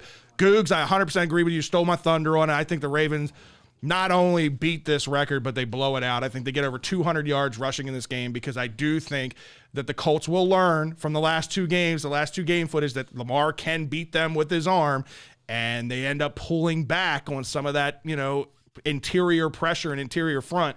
And I think the Ravens end up winning this game 30-20 in a very comfortable game for them. All right, so come off mute here for one a second. guy I will say that does for the Colts that does worry me a little bit is Darius Leonard. He's one of the top linebackers in the game. So you know what I mean? Yeah. Like that affects the running game. You've got it. It's not. He's the one guy that like on defense that like is still doing his job, even though that maybe they're taking a step back. Right. No, that's a good evaluation. I like it. All right. So for the last couple of weeks, we've been fortunate enough to be sponsored by MyBookie again. And every week we've been putting together a small parlay, usually a 4 or 5 team parlay of bets. I saw somebody else really quickly chime in that they lost $3,000, I think, on the parlay bet on the Bucks and the Patriots game, I believe it was. What were you picking the Patriots for? That's all I'm going to ask you. So let's get into this week's game, or this week's bet. And what do we have? Let's see. Last week, pull it up here. I think we did a 5-team parlay. So let's try to find something in that same realm, 4 to 5 team parlay. games that we're confident in. Not anything heavy risk. Gambles on this one, listen, this week's not a lot of easy matchups. I already put more pre-looked money at in this mine. thing. There's not a whole lot of Scott. You're in the negative. What happened there? Did you lose your ass? Yeah. Well, no, I actually pulled out the money that I did win, so I pulled it out, and I got to put more money in. Wrong account. Yeah. So let's see. So Let's did see. we What win? Did we win last week? No, we get right. No, did you see all those games last Yeah, night? no, we didn't win. Let's bet on the Kraken and the Golden Knights. I'm All right, so all you're going to do, remember, use the description or use the link in the description below. Use the promo code Birdland BS. It's over there. Your first sign up, they will double James, the point deposit to your left. up to $1,000. So if you want to get in and make some bets, do it now. That's like so, the meme where you point at everyone's pointing up and it's at a shitty Ben Roethlisberger. Yeah. right. Yeah. Right. All right. Let's see. Well, so you guys can hit me up on Twitter. I'm 13-1 right now with my my And, predictions. hey, I'm not gonna go against it. He's doing good so far this year. When he usually is like at the bottom of the barrel. Except for Six. wait. He's doing all Except right. except for on my bookie when if we would have didn't made the count. bet, we would have lost it. didn't count. We didn't put it through. It didn't count. He didn't know that. It didn't count. So we got the Rams and the Seahawks. All of us were on the Rams except for one. Let's not go there yet. Let's see if there's any other. Jets and the Falcons. That's The way too that close the of a game, Jets the way the Falcons have played been last playing. week. I would stay away from that. Yeah. Okay. Bucks, There's- Miami. there's that's a lock. first Oh, lock. that's a lock. That's yeah. a lock. but you're Miami's not done. Eagles, Panthers. Wow, how is this game not farther off than it actually I like is? Carolina. I like Carolina in this. like Panthers Carolina. might get Carolina? CMC back. I don't know if I want to go there yet. Let's see if we can find four games that's a little bit more of a lock. No. Saints on the I road think it's too against much of a toss-up right now. I agree. Jameis is Titans here and it the is. Jaguars. Titans. No way the Titans lose this game. And what the shit show is Hey, Right. down there ain't winning Al, shit. that Titan defense. Urban boy. Meyer catching pink Yeah. eye on his left arm.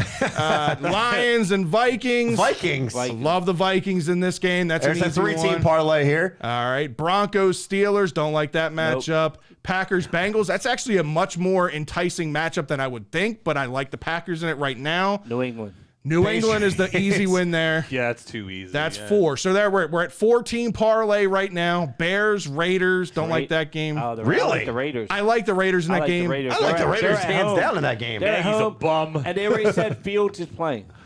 Thank God. And they don't have a running back. It's Cowboys, Giants. I really like the Cowboys. in You that one. say that That's- I'm a running back because Let's you go didn't with get that. Damian Williams. All right, we're going to go Cowboys I got over him. Giants. Cowboys over the Giants. Now So that's a let's- 5-team parlay. All right. So now what we're going to do is we're going to put what? $35 Put on 35 in for me. Just Type type in 3-5. On the Just numbers Type in there. 3-5. You The know how to numbers work in a front of you. keyboard. There we you go. I don't know how to work a keyboard. That'd be- $35 bet would win us $92 if all of these games work out. Let's place it. All right, we're gonna 5-team place the parlay. bet. Confirm. Do we want to try to win more money and make it a confirm? 16? Just go with it. Our bank account's getting low. Yeah. We need to win some money back. It's not my All right. So there we go. And that's it, folks. That's how easy it is. I mean, you saw how much we have fun with this every week. What was it Use the link in the description below. Use the promo code Birdland BS. Double your first deposit up to $1,000. It's time for a social media shout out. The longest intermission ever.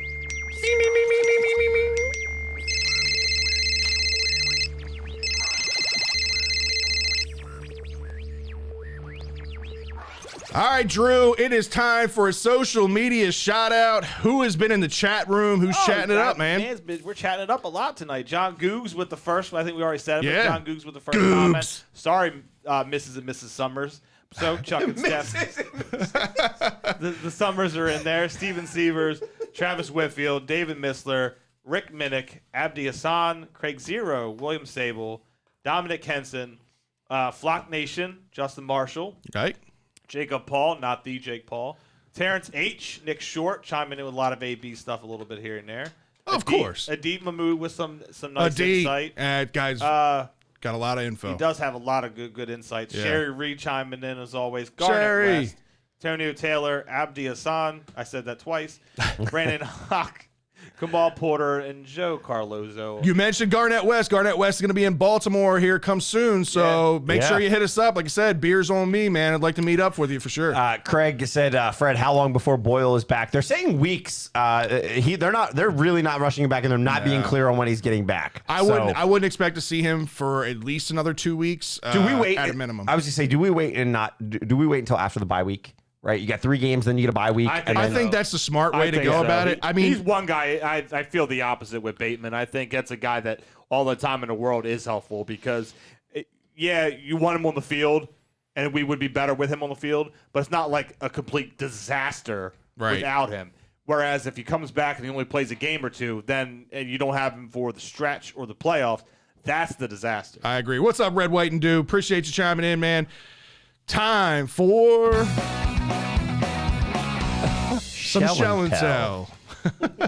All right, Drew. This is going to be a little bit of a different take on shell and tell here. This is like a love. Hey! Yeah, you guys are going to get the chance to do this. I'll just say I watched the game up through till it turned to 24-7, and I turned it off That's at that about the point. time that I checked out, and I was in the seats. So. Quitters. You guys are quitters. No, it was rough as the Terps lose their first game on the season, fall to 4-1. As they lose 51-14. Joe Carlos Iowa. says, "Can we cancel this segment?" I know. Trust me. It was painful to even write this Penn State segment. blows their goddamn Joe, I already wad. told him we're going to take care of business, Joe. We are. This was PSU 2.0. Penn State. I mean, it's just so bad. These Friday night primetime games are not our thing. Let's just stop. It just doesn't work. Let's just stop. Like it has not worked out well. Didn't I warn you last week? Didn't I? It's been rough, man. It was rough. But before we get into the game, we got to talk about what the experience was like there. Tailgating was fun. Tailgating lot was full. Shot 30's great. Shot 30 was great. That's what Drew took away from the game. Yeah. Shot 30. Hey, Shot 30. I was fully into the game. Yeah, he was. Until that second quarter, and I was When you started feeling it all. not even just no, it wasn't even that. Well, It was- all right. So for those out there, can you guys? I've been there. I've done it. But Yeah. explain to those fans that don't know, that aren't big Maryland people, what is Shot 30? And we got 34 people out there for the Terps segment, which is pretty good. So all right, tell them what it is because it's awesome. If you're interested in going to a Terps football game, the tailgating lot to go is 4B. In lot 4B, it's right in front of Xfinity Center, in front of the basketball arena. It's a little bit of a walk to the to the football stadium. It's definitely a walk. It's a walk, so you're gonna have to did commit to they that. not undersell the walk? But no, well the problem was I went the week before to the Kent State game, and I didn't drink at all. There you go. And that walk killed me then. Right. So I was even set up for it, and I still was like. But Shot 30, what it is, right? It's a group of tailgaters have been tailgating in lot 4B for a long time, and they bring a table or two, and I'm talking 6-foot tables, full of alcohol of your candy choice. Store of alcohol. Shove food in your face every once in a while. Yep. Every 30 minutes, they're out there ringing cowbell, and you come down there and you do a group shot together. Usually somebody that will pick somebody randomly out of the crowd to do a toast every 30 minutes for these shots. Doesn't cost you anything. Everybody kind of contributes and brings a bottle of liquor to add to this collection. They do a really, really good job with it. It's Huge a lot of collection, fun. a lot of Family, randomness. some people's family throws the good old Mad Dog on the table. For $4.99. They really splurged for that Mad Dog. I hadn't seen that in a long time. But no, so tailgating was good. Get into the stadium. Obviously, all the hype around this board and everything, man. If it not only lived up to expectations, in my opinion, it exceeded expectations. I can't believe it did that. I mean, and I'm an audio video guy, right? So I look for things to critique when it comes to audio video. The clarity in this picture was unreal. Yeah. The refresh rate on it, which I know is going to get nerdy on you guys, was unreal. Meaning when things move fast, it doesn't get blurry or anything like that. You have the shadows behind it. Right. It was super, super clean, and it's huge. The pictures do not do it justice. It is mammoth. The sound quality, I still think that there's some work to do with the speakers and everything. They had them hung up. I don't think all of them were working, and I don't think it was 100% done. They had enough. It wasn't fully surround, is what you're saying. They had enough to get the sound. It was definitely better than it was with the temporary setup. But still some room to improve on the sound. And the other part of this, Drew, the crowd. I mean, they showed up. Everybody left. It was a blackout. Everybody left there feeling defeated and embarrassed again, but the crowd showed up, man. It was impressive to see. Yeah, at halftime, that student section was gone. Yeah. If there's any student there, they were just the people that don't get invited to parties. That was the only students that were up. I still had a good time. It was still a good time to go to a night game for Terps, and it just went south really quickly. Yeah, you can't throw 7 interceptions, commit 10 penalties. I don't care who you're playing, the number 5 team in the nation or a Division II football team. 7 interceptions and 10 penalties, you're going to lose that football game. If they would have played that way against Kent State, I'm not saying they would have lost to Kent State. But they would have. Yeah, okay, fine. But it was, you know what I mean? Like, we won that game handily. If they played the same exact way, like you said, against any team, it still wouldn't have been a good sight. I'm just going to chime in. And what are you doing? Hitting buttons left and right. I don't know what's happening. You want me to do it? I got it. No, I got it. No, we got people chiming in, making sure Ryan's okay since he's not here after that loss. Ryan's fine. This is a Wednesday night. This is his work night. Normally, he's a nurse, so he works later into the night. He works 12-hour shifts. So I'll try to play his agony out for you guys. That's right.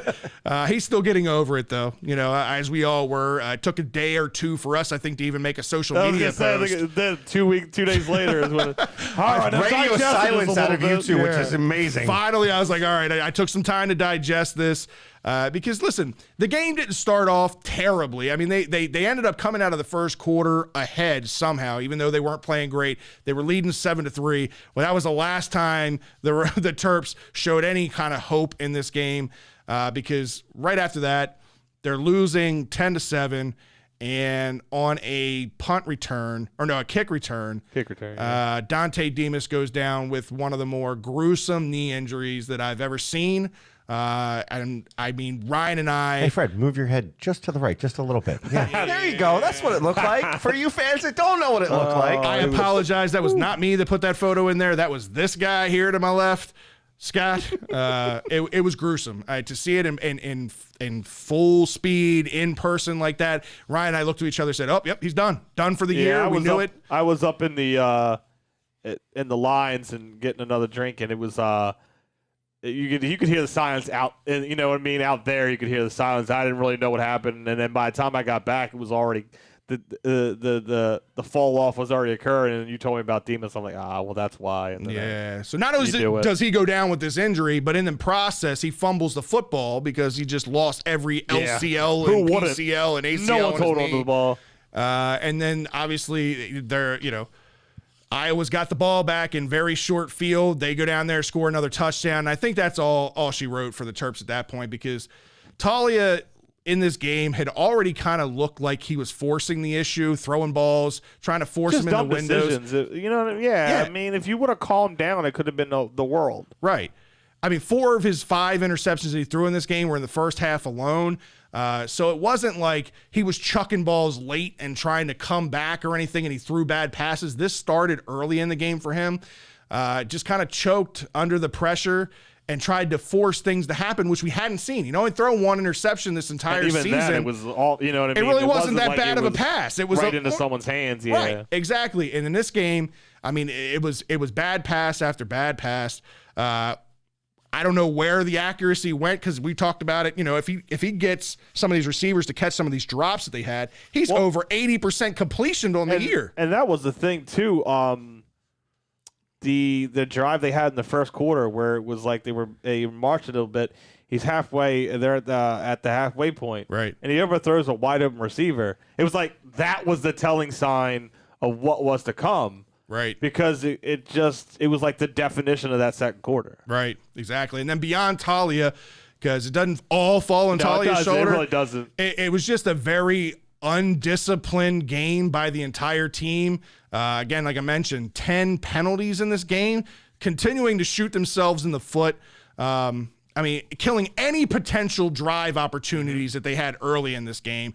One of the highest penalized teams in the Big Ten at this point. So this wasn't an isolated incident to just this game. Yeah, it wasn't just a mountain of a molehill of a game. Yeah, this has been an ongoing thing with this team. They're playing undisciplined football. I'm surprised that we're sitting here talking about this team at 4-1 just because, again, usually a team that plays and makes these kind of mental mistakes don't do well when it comes to wins and losses. They would have found an upset against Kent State. Right. Yeah. Exactly. Secondary. This was another issue. Completely outplayed in this game. Beat many a times again in man coverage in this game. I will say still had a good game in this game. He was probably the only one in the secondary for me that would get a positive grade. Yeah. I didn't see anything. Even talking like, Nick Cross in this game didn't really make any explosive plays, any big plays in this game. Just keep getting beat over the top in man coverage. Again, not looking back for the football. Yeah, that's clear as day. Right. Not looking back for the football. It literally is. Just having that awareness on the field can make a difference. And this Iowa team that came in, they weren't a daunting offense. Like, they were a that was game the thing of it managing. too. That was the thing that had me buying in. Is I'll admit I'm a fair weather fan, and this kind of results are the reason why I've always been a fair weather fan. So going into the game, I was pumped. Right. And it was like anything I had seen positive in the other 4 games, it was completely out the window. Yeah. I mean, like I said, the Iowa offense comes into this game. It kind of ranked in the mid to lower half of the Big Ten statistically. Well, Petraeus had no problem shredding this defense. And that was the thing, too. He wasn't like, it isn't like he's, okay, maybe they didn't have any running game whatsoever, but he's a great quarterback. He literally is like average. Right. And then he looked like what Talia had been looking the first few weeks. Exactly. He was just sitting back there comfortably. Boom. Right. That too. Comfortable. 21 of 30, 259 yards through the air, 3 touchdowns in this game. That's a problem, because the quarterbacks get a lot better in the Big Ten, and it starts this Saturday, noon, as we go into Columbus to take on. That's the sad part about, and that was the thing I had thought about after the game. The next day was like, the sad part is it doesn't get any easier. Right.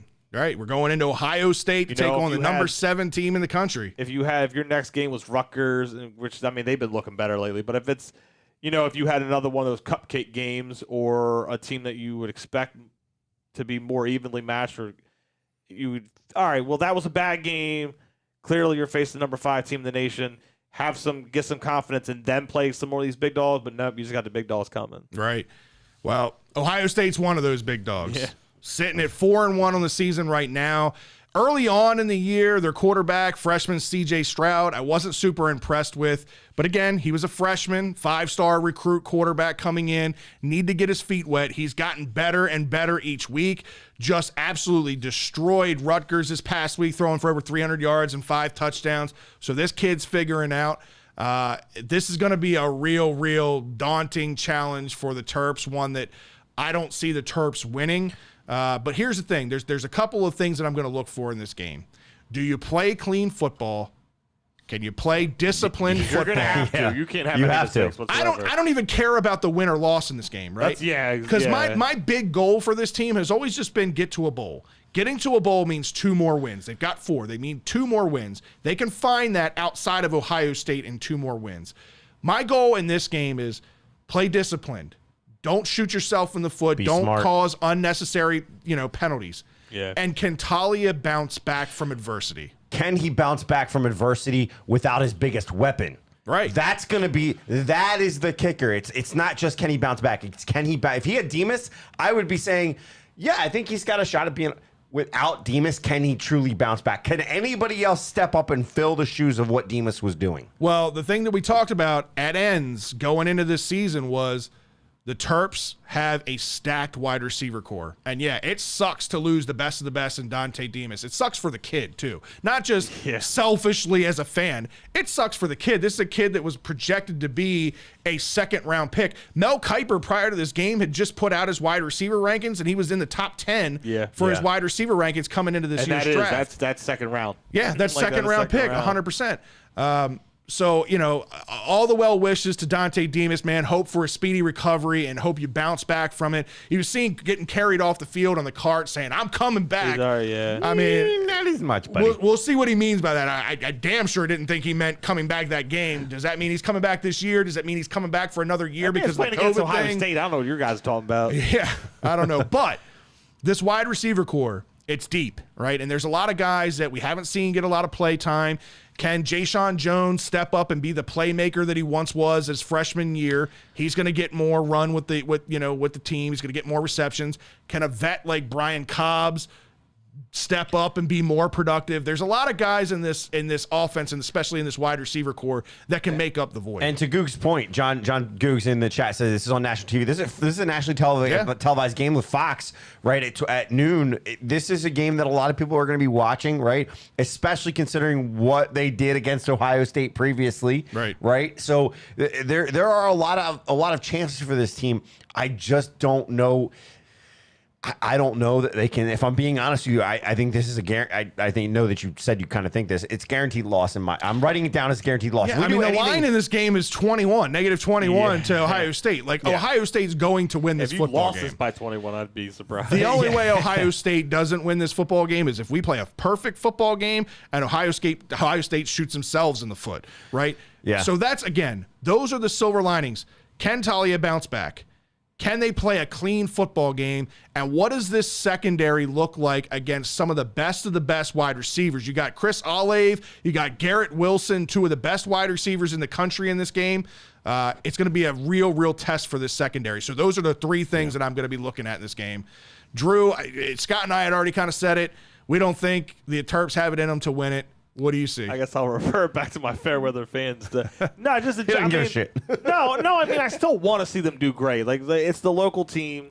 It's still who I want to be there. I mean, it's a lot like we'll flip the switch. It's kind of like with Ryan with Orioles. Yeah. You want them to do good. You want to be able to root for them and go to those games. But you feel like you're reading the same book over and over But again. you feel like you're reading the same book over and over again. Yeah. So, especially once I saw the line was 21.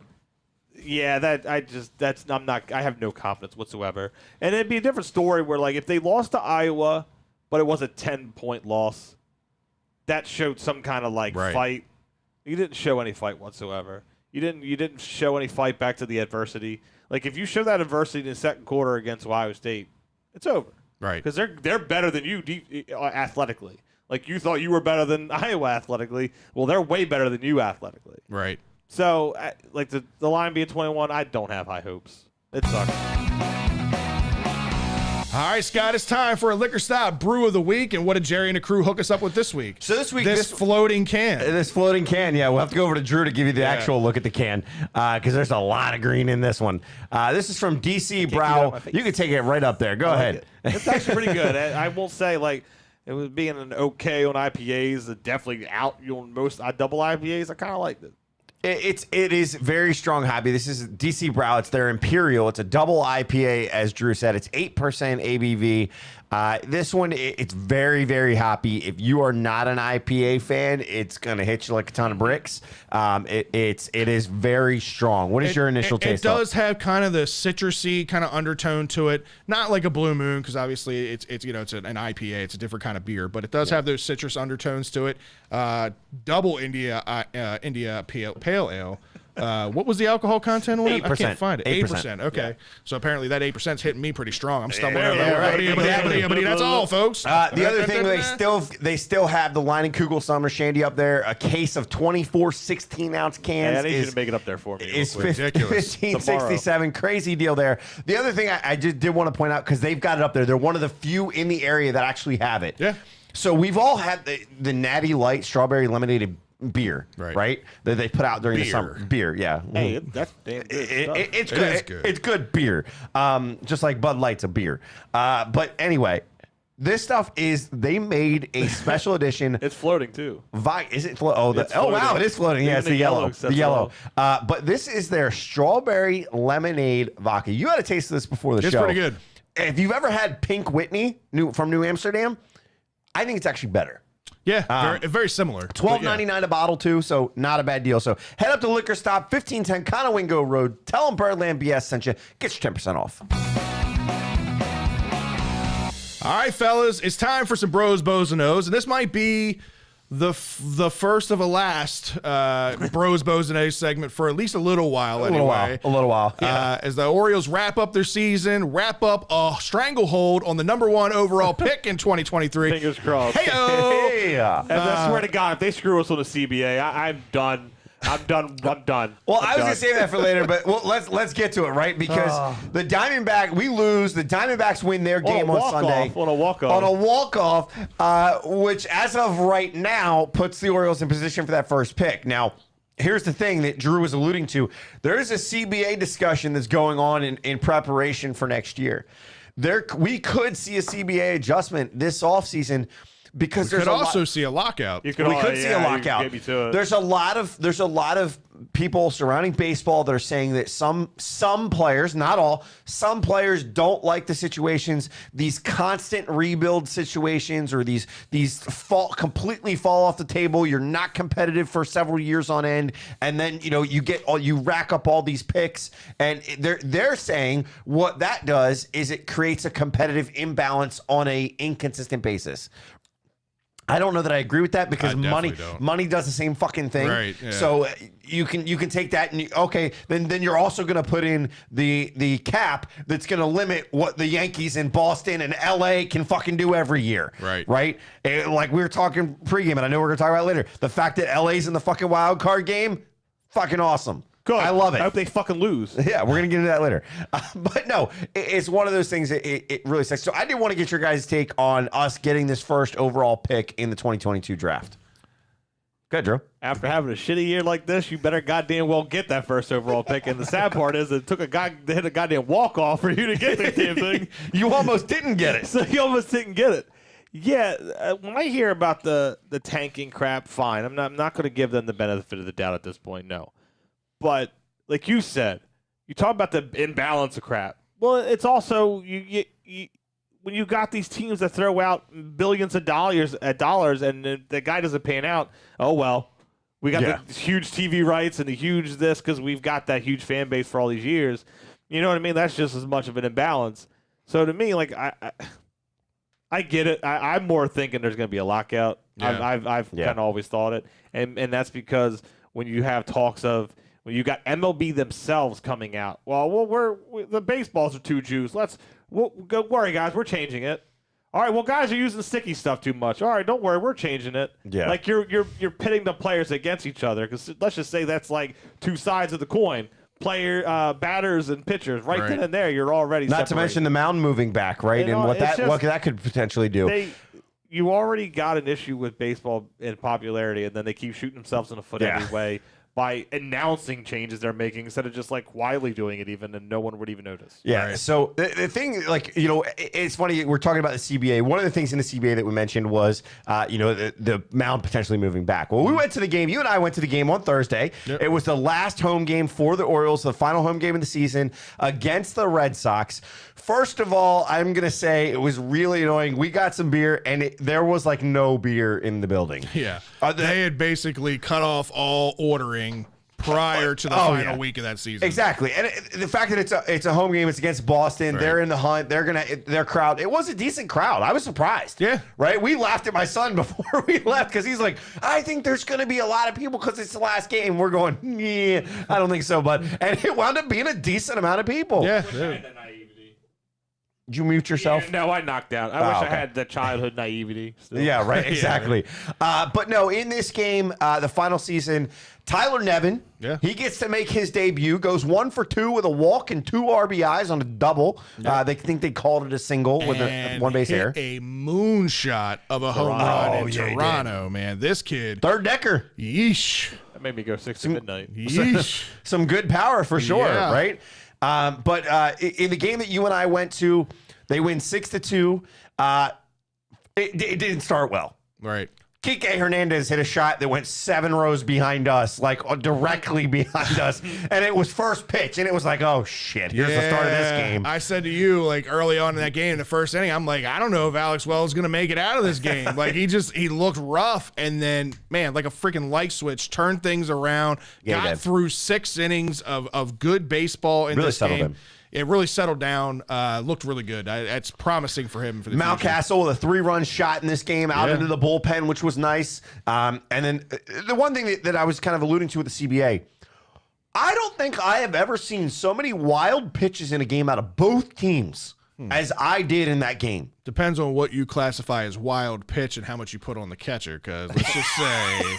Because we're catchers, guys. No. I don't know if you knew that or not, James. They're catchers. Severino. We're so lucky. And Severino's got to be one of the laziest defensive catchers I've ever seen. He goes out with his glove. He doesn't block it with his body. He doesn't move. He doesn't move for the fucking ball at all. Yeah. It's so lazy. It drives me absolutely bonkers. He's been blocking bonkers. all year. That's why. Yeah. Drives me bonkers all year. But no, it was a good game to see. They wound up winning 6-2. Yeah. Kind of wrapping up the season. the no-brainer, the duh moment of the year. Let's announce Cedric Mullins as the most valuable Oriole. Well, duh. Congratulations, Orioles. You didn't fuck that one up. Yeah, exactly. Thank you for over it. there. Yeah, one proud Seti Donahue dad. Right. Well, the Orioles didn't screw that one up, but MLB's about to screw it up by not giving Ryan Mountcastle the Rookie of the Year. I know we should. It's meaningless. It's stupid. It's an award. It doesn't matter. We still have Mountcastle here, and like we're gonna reap the benefits for him for years to come.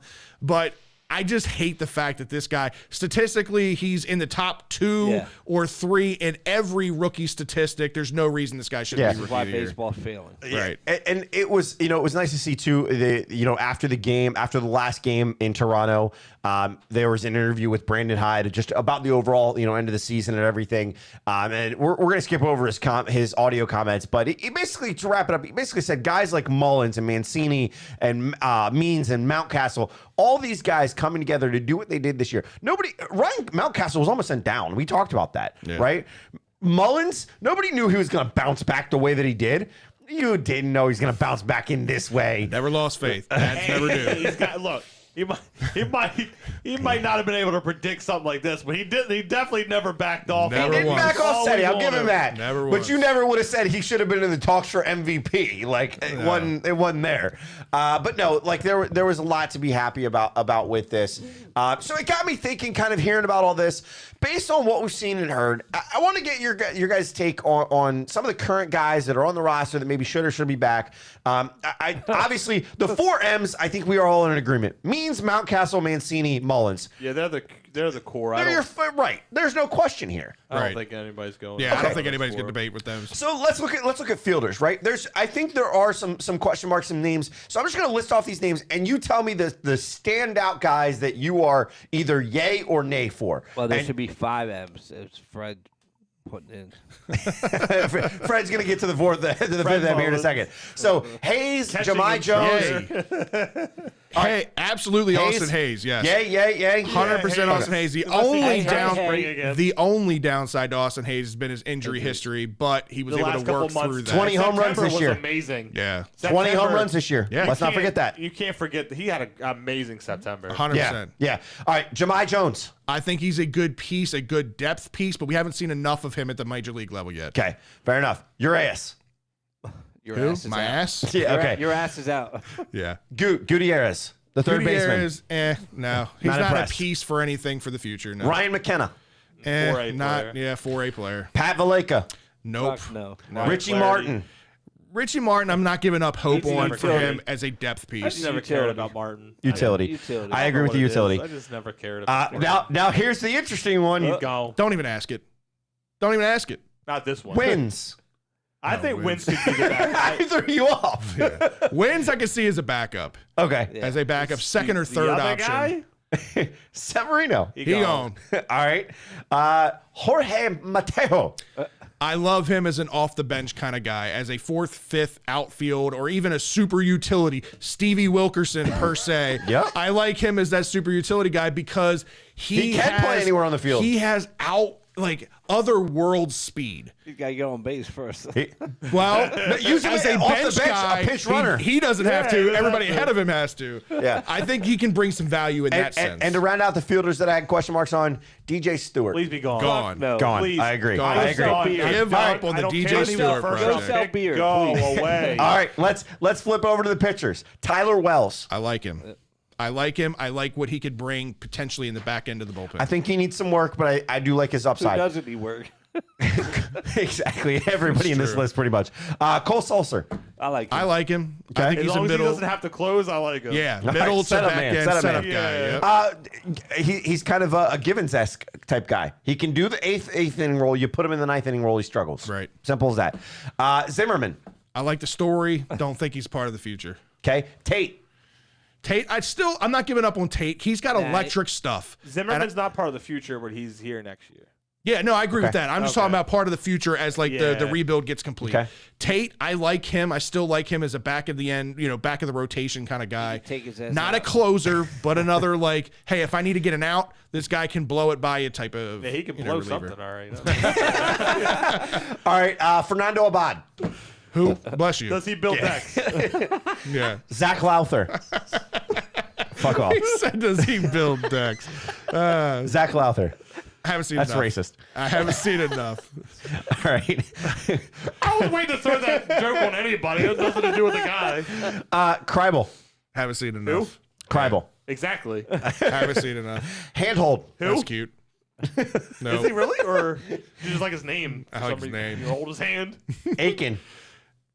I'm done on Aiken project. I don't think he's part of the future at all. Keegan Aiken. I think he would be good in the bullpen. I don't even see him as a bullpen kind of guy.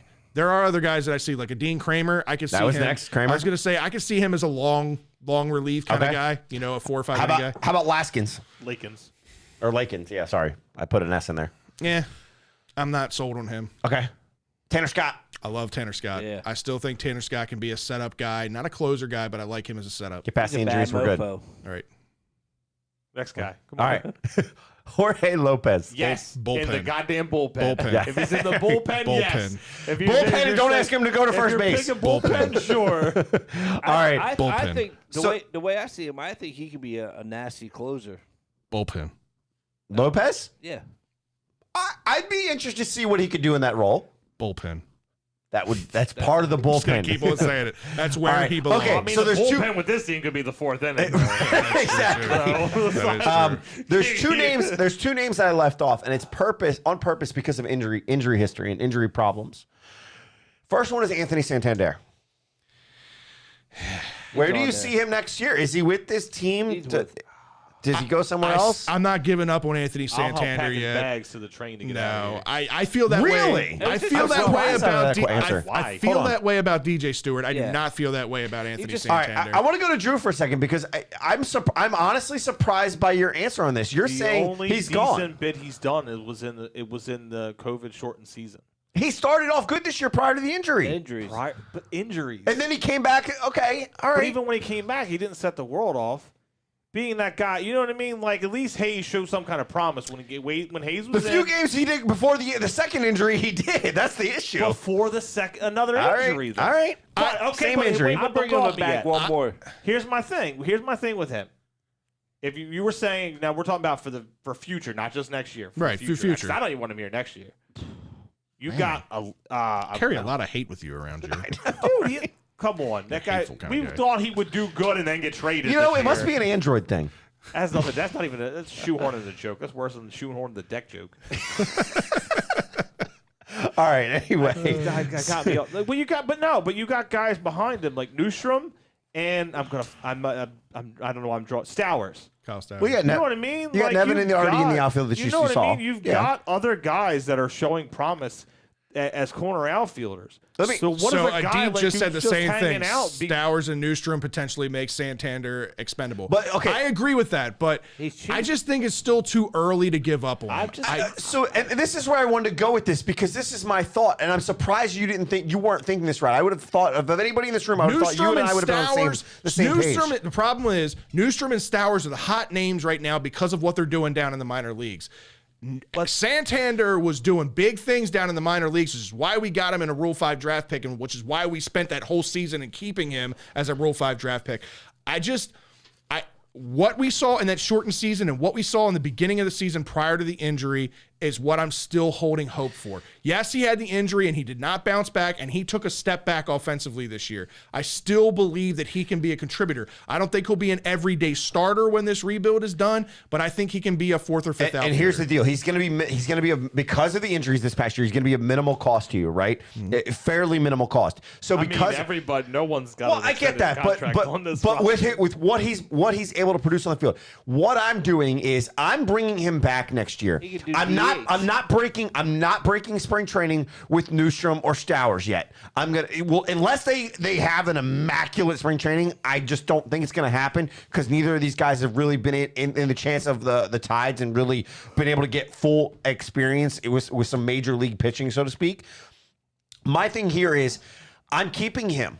Yes, these guys are waiting in the wings, but I keep him, and if he's doing well, the second that someone comes a knocking, but no one's gonna come knocking. if he starts off the way that he did, somebody might. I'm willing to take something for him. I'm willing to take something for him. We got to get you on the show, man. He says, do we give up on Yusniel Diaz by 2023? I'm one stop away from leaving that hype train. Listen, I left that hype train last year, man. That kid has not lived up to the expectation of what he was supposed. He was supposed to be the centerpiece of that Manny Machado trade, and he has not lived up to the expectation. The injury happened. Again, right? injury. It's always something. You keep coming up with excuses for these guys. Go ahead, James. I just want someone in the outfield that has a goddamn arm. That's all I want. Hayes has a good arm, but I want consistent playing. Santander, when he's out there, has a good arm. I want someone with the arm, dude.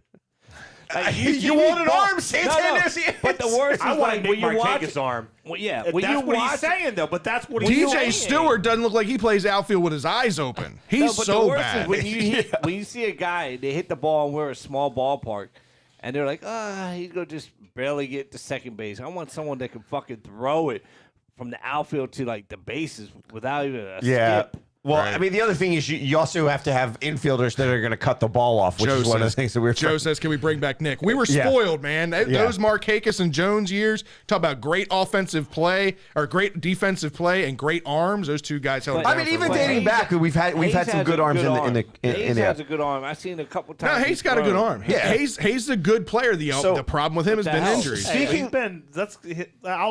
Healthy year. It's been healthy. Okay, see, this is the shit. You're okay with Hayes and the injuries that he has, but you're not okay with Santander and the injuries he's had. Hayes has had a much longer list of injuries than Santander's ever had. He's not talking about the minors. All right, hang on. So we're talking about good arms and injuries. Yeah. Another guy that I think people are kind of getting a little bit tired of not seeing the full potential with. Chris Davis. Hunter Harvey. No, you don't have to worry about that. He retired. No, he's gone. Hunter Harvey. He's making a comeback. Hunter Harvey. Past two seasons. It's been every year with him. I'm done with him. It's been every year with him. Season. I'm done. I'm done with him. Listen, I understand the feeling behind that, and I get that. He's not costing us like next to nothing right now at this point. I think he still has potential as a back of the bullpen kind of guy. He's not going to be a starter. No way. His arm can't hold up for that. But he's got electric stuff that he could be an 8th or 9th inning guy if he can figure it out and keep his health. He's got potential to say, hey, I think you're done for the year, talking to another pitcher. With that injury, you're definitely done. He's got that experience. Hey, you're right. He's the scout for injuries. He's the injury scout. He's the first ever injury scout. All right. And Drew, I think you put this last one in here because I didn't put it in here and Fred didn't put it in here. Talk to us about some of the moves that are being made in the minors. Getting good at this, though, except for that one. So they let go of Don Long, the hitting coach. Yeah, we don't need no stinking Ryan. So they let go of Don Long. He was the hitting coach. You put Drew in a chair for one day. Long Don Johnson's gone. I didn't screw up. You know? All right. Anyway, we're not guessing. It's a little too much. So they let go of Don Long. I'm a little, I don't really know if I don't like it. I mean, okay, you could say, though, let go of the hitting coach. What the hell? Let's see. 2 seasons, you had 3 guys that hit over 20 home runs this year. Yeah, that's what I'm saying. Like you got stuff like that. It's a head scratcher. I agree, but I don't know. We'll see. Yeah. We'll see what their corresponding move is. So down in Norfolk, though, they did let go of Gary Kendall. 23 years. I'll admit that I only put the pitching coach and I didn't put his name. So whoever the pitching coach is, Kinnesi or something like that. The Gary Kendall one didn't really surprise me because honestly, Norfolk, older regime won, and Norfolk was kind of the shit show of the minor league system on the year. Yeah. Well, the past few years they've had some struggles. 2, I think it's Buck Britton's job. I do. Buck Britton's done a hell of a good job the last several years down in Bowie. So Scott and I had kind of talked about this pre-show, and I think you've seen Buck Britton progress through the career as these prospects have progressed through their career. So this is just the next step for him, is going up to AAA, as all these big names are coming up to AAA. So I think the writing was on the wall with Britton getting this job. Yeah, and that's the other thing is this guy, with Buck Britton, right? If he does well this next year with Norfolk, maybe possibly the year after that, does he come up and is he the type of guy that becomes like a bench coach type situation that can help coach some of these players, especially when you're bringing some new guys on and he's growing with them? We'll have to see what happens, but they definitely make that. They also Buck Britton, O's manager 2024. It's a good Buck. Could be another buck in That'd Baltimore. be interesting. That'd Hey, be what- interesting. what's- Brand new manager taking over a team that is expected to do well. I mean, what's the real job of a bench coach? I don't know. Ask Freddie Gonzalez. I mean, It's like, what is he like to get the guys fired up on the bench? Like, hey, you're next. I think it's that situation to He remind. facilitates the double bubble, and He facilitates. Cedric Mullins running on the field by himself. Make sure Means has his spider tack hidden properly in his glove somewhere. The other thing how that to build a deck. the other thing that they said was, and again, speaking of old regimes and stuff like that, Arthur Mills, again, former Oriole pitcher, he was down there. He was in the Florida complex helping. They let him go. He's been around. I mean, he's been around for several years in different roles in the minors and the low minors. I mean, Again, old regime. old regime. Was he up with the Orioles too as a pitching? At one point, yeah. Yeah. He was in the bullpen 2 years ago. I got his hat. I think 2, maybe 3 years ago. He was a Did I ever bullpen tell you the coach. story? I got his You- hat you autographed. I actually won a Hey, bid on the You auction. could tell it now. on the auction, and the fucking Orioles the Orioles have the worst fucking store. They're overpriced and they have shit in there. So Oh, actually, Major League Baseball. no. Boston has the best fucking shop ever. If you ever get a chance, you want to buy some I'm not going to memorabilia? buy anything from the Red Sox. No. Boston They- fan? No. But they have like Orioles and Yankees and Tampa Bay. They have all They kinds have a of stuff mixture. in their store. David, It's the no, best. I'm right there with you this But- year for sure.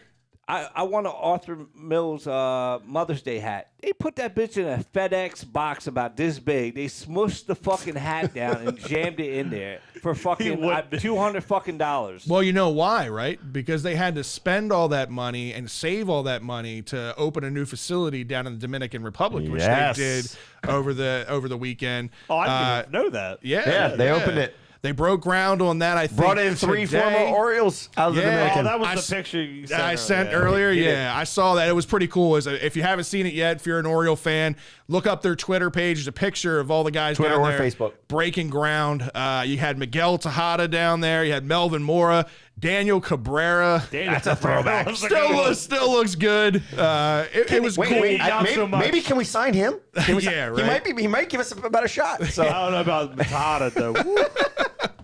See, look at this guy Dave got something from Finland.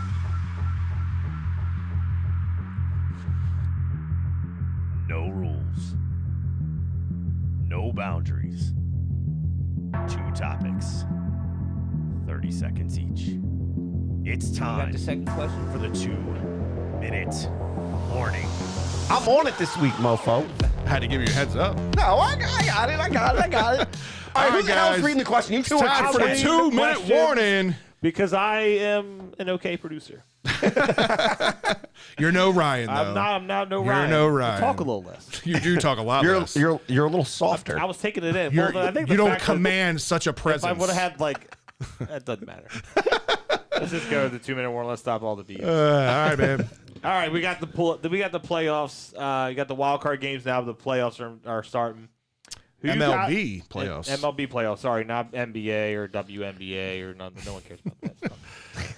Anyway, who you got facing off in the ALCS, and then who do you have facing off in the NLCS? All right. ALCS, I really would like to see Tampa Bay versus the White Sox. I'm tired of the same old shit. So I think Tampa Bay has the opportunity to really knock out Boston. I think the White Sox have a lot of good young players, and I think they could take out Houston. On the NL side, I think LA is going to beat St. Louis. I think they're going to take it on. I think it's going to wind up being LA and Atlanta. And again, I think Atlanta's got a lot of young talent. I see Atlanta and really the White Sox in the World Series. All right, so I'm going to right there with you. I'm going to give you the teams that I want to see, and that's going to be Tampa Bay and Chicago because fuck Houston and fuck Boston, right? Those are 2 guys I want to see in the ALCS battle it out. I do think the Dodgers end up winning the wild card game, and I think the Dodgers and the Braves square off in the NLCS, and I think it'll be Tampa and the Dodgers Ooh, think they're going to in try the to run it World back. Series Okay. for another matchup, man. Round All right. 2. All right. So Alex Ovechkin's looking to break Wayne Gretzky's career scoring goal. He currently sits at 730, and Wayne Gretzky at 894. Do you see him achieving this in his career? Oweh is I think we said 36, right? How old was Wayne when he retired? Yeah, Wasn't didn't he? look that up. Wasn't he? I think he was. I want to say he was in his 40. He was 40 or 41. So I think he. You've got Ovechkin. The numbers work out. If he's scoring about 40 a year, he could do it. And I think he's going to try to stick around and do it. I think numbers-wise, yeah, it's real easy to say that Ovechkin could do this because he's been averaging like somewhere between 40 and 50 goals a season for the last 40 years, it feels like. I think he can do this. He's going to have kind of that Jaromir Jagr kind of stretch at the end of his career. I think you're going to see more of those 20 to 25 goal seasons as he gets over the 40-year-old mark. But I think he's got that drive to want to play and want to do it and be the best ever. I think he does that protection, too. I do. It's always a good team around. He's got him. I think he Caps does have done well with protecting him for sure. All right, fellas, it was a good show, man. Appreciate everybody tuning in as always. Sorry again for it being on a Wednesday night versus your normal Tuesday, but we will be back next Tuesday, same time, same place. You know how it is. Way to take my line. I'm just gay. You know what I mean? What else do I have to say? Oh, that's right. You can check out our website, www.birdlandbs.com. While you're there, you can check out all of our episodes. Get yourself some Birdland BS gear. You also can check out the Shell and Tell podcast, which you guys put out a new one, I believe, last week. We did. Right? So, Working on another one tomorrow. There you go. So stay tuned for that. You can check that out. Also, check us out on Birdland Sports and BigPlay.com as well. We're on both of those as our affiliates. Make sure you always check us out on all of our social media pages. If you want to get in contact with us, you can reach out to any of us individually. Go to the page. You can email us at birdlandbs@gmail.com. It's another way to get a hold of us. We are always looking for topics. We're always looking for questions. Craig Zero, we saw your question this week. We'll answer it here in the after hour, so stay tuned. Make sure that, and yes, Dave, we're on last call already. Jeez. Flying through it. We didn't have Ryan to suck all the air out of the room. It was a shorter term segment than it was normally going to be. But no. Yeah, that's a good point right there. That was it. We just kind of went through and Drew didn't have to run and go pee this week. Yeah, that's what it I was. had no choice. I got to pee really bad. We'll get to the after hours just for Drew.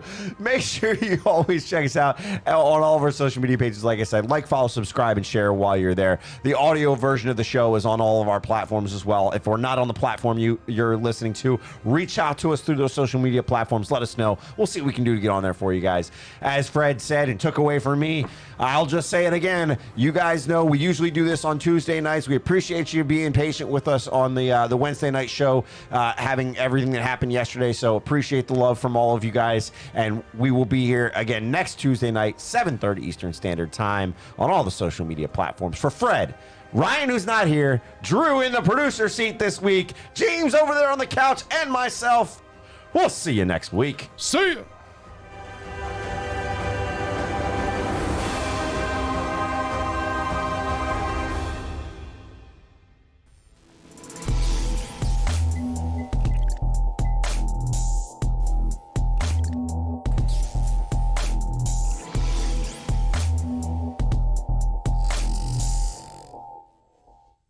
It's time for the after party. Last call for alcohol. All right, fellas, good show. It's a good show. Yeah, man. I didn't get a chance to pay attention to a whole lot of the chat engagement, but I saw the ticker just rolling and rolling and rolling. I did a good job of throwing names up, but Yeah. to be able to go back, Hey, Fred, you said Ingrave is coming to town? No, Garnett. Garnett, yeah. Yep. Well, if Garnett comes into town, we can set it up. We can come down to the shop and have a real pizza. Yeah, man. So, yeah. There you go. Yeah, Garnett, I don't know if you've ever really paid attention to when we've talked about Pizza John's, but Pizza John's is probably the best pizza place on the East Coast. Hands down. Definitely hands down the best pizza joint in Maryland. James has worked there his entire life. His family's been a part of it his entire life. So if you want the best pizza while you're here, man, we'll set that up. We'll stop down at the shop and pizza on us. Yeah, So I'm game to let us know. We'll figure it out. We'll meet you down there, man. It's right. So we got to talk about this real quick. This is a situation I do. We brushed on pizza it a shops? little bit. Not pizza shops. No. We got to talk about this. Talking about brushing on things. Pink eye. Yeah. Urban Meyer, this whole situation, right? More holes in them jeans than a priest. I don't know what was going on here. See, listen, I'm not one to get in somebody's personal life. You do what you want. He's married and whatever, and it's not right ethically and all that. Whatever. But at the end of the day, right? He sent his whole team back. that's the problem. on a plane by themselves without their head coach to go hang out and get grinded on by some 20-year-old blonde chick. I was talking about Chuck Pagan earlier, and Chuck Pagan was on Pat McAfee's show, and he basically said, look, I used to tell you guys there's 5 things that you don't do in breaks, after games, whatever it is. It was drugs, guns, alcohol, women, and stupidity. Like, it was those 5 things. But he said, he broke all of them. He's like, you didn't even travel back as a head coach. He's like, I've never seen that in my career. I've never known anybody that just says, oh, my team's got it. They can go ahead by themselves. He used to be in college, right, when the head coaches are the man, like Nick Saban. He can do, like, hey, you guys go back. I'm going to hang out with my family or whatever. He can get away with that. But when you have NFL players, you got to have their respect. And first of all, you got investors to answer to. But Myers, he's a fucking clown. And the reason why he's a piece of shit, he knew that he was wrong. He couldn't even look at the camera while he was talking. He's just looking down like, I was He just looks like such a mopey bitch when he has to talk about stuff like this. Like, he does, you know what I mean? Like, just so, like, own your mistake. Well, but he, like, looks maybe. down like, That's what, hey, just maybe. Here's the theory.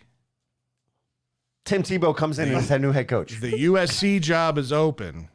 Maybe he's doing this intentionally to get fired so he can, because he realized the shit show that is Jacksonville, so he could go get the USC or job. More money in college. I don't know. I would say he's probably not doing it intentionally, but he also just it was just with really that job dumb. opening and that's something he wants. He just doesn't give a crap anymore. Maybe that's probably is worse. Yeah, not caring about the players is the problem. I mean, you guys all know I grew up an Ohio State fan, and even when Urban Meyer was there as the head coach, I was never an Urban Meyer fan. I wasn't going to stop being an Ohio State fan because I've been a fan for them since I was a little kid.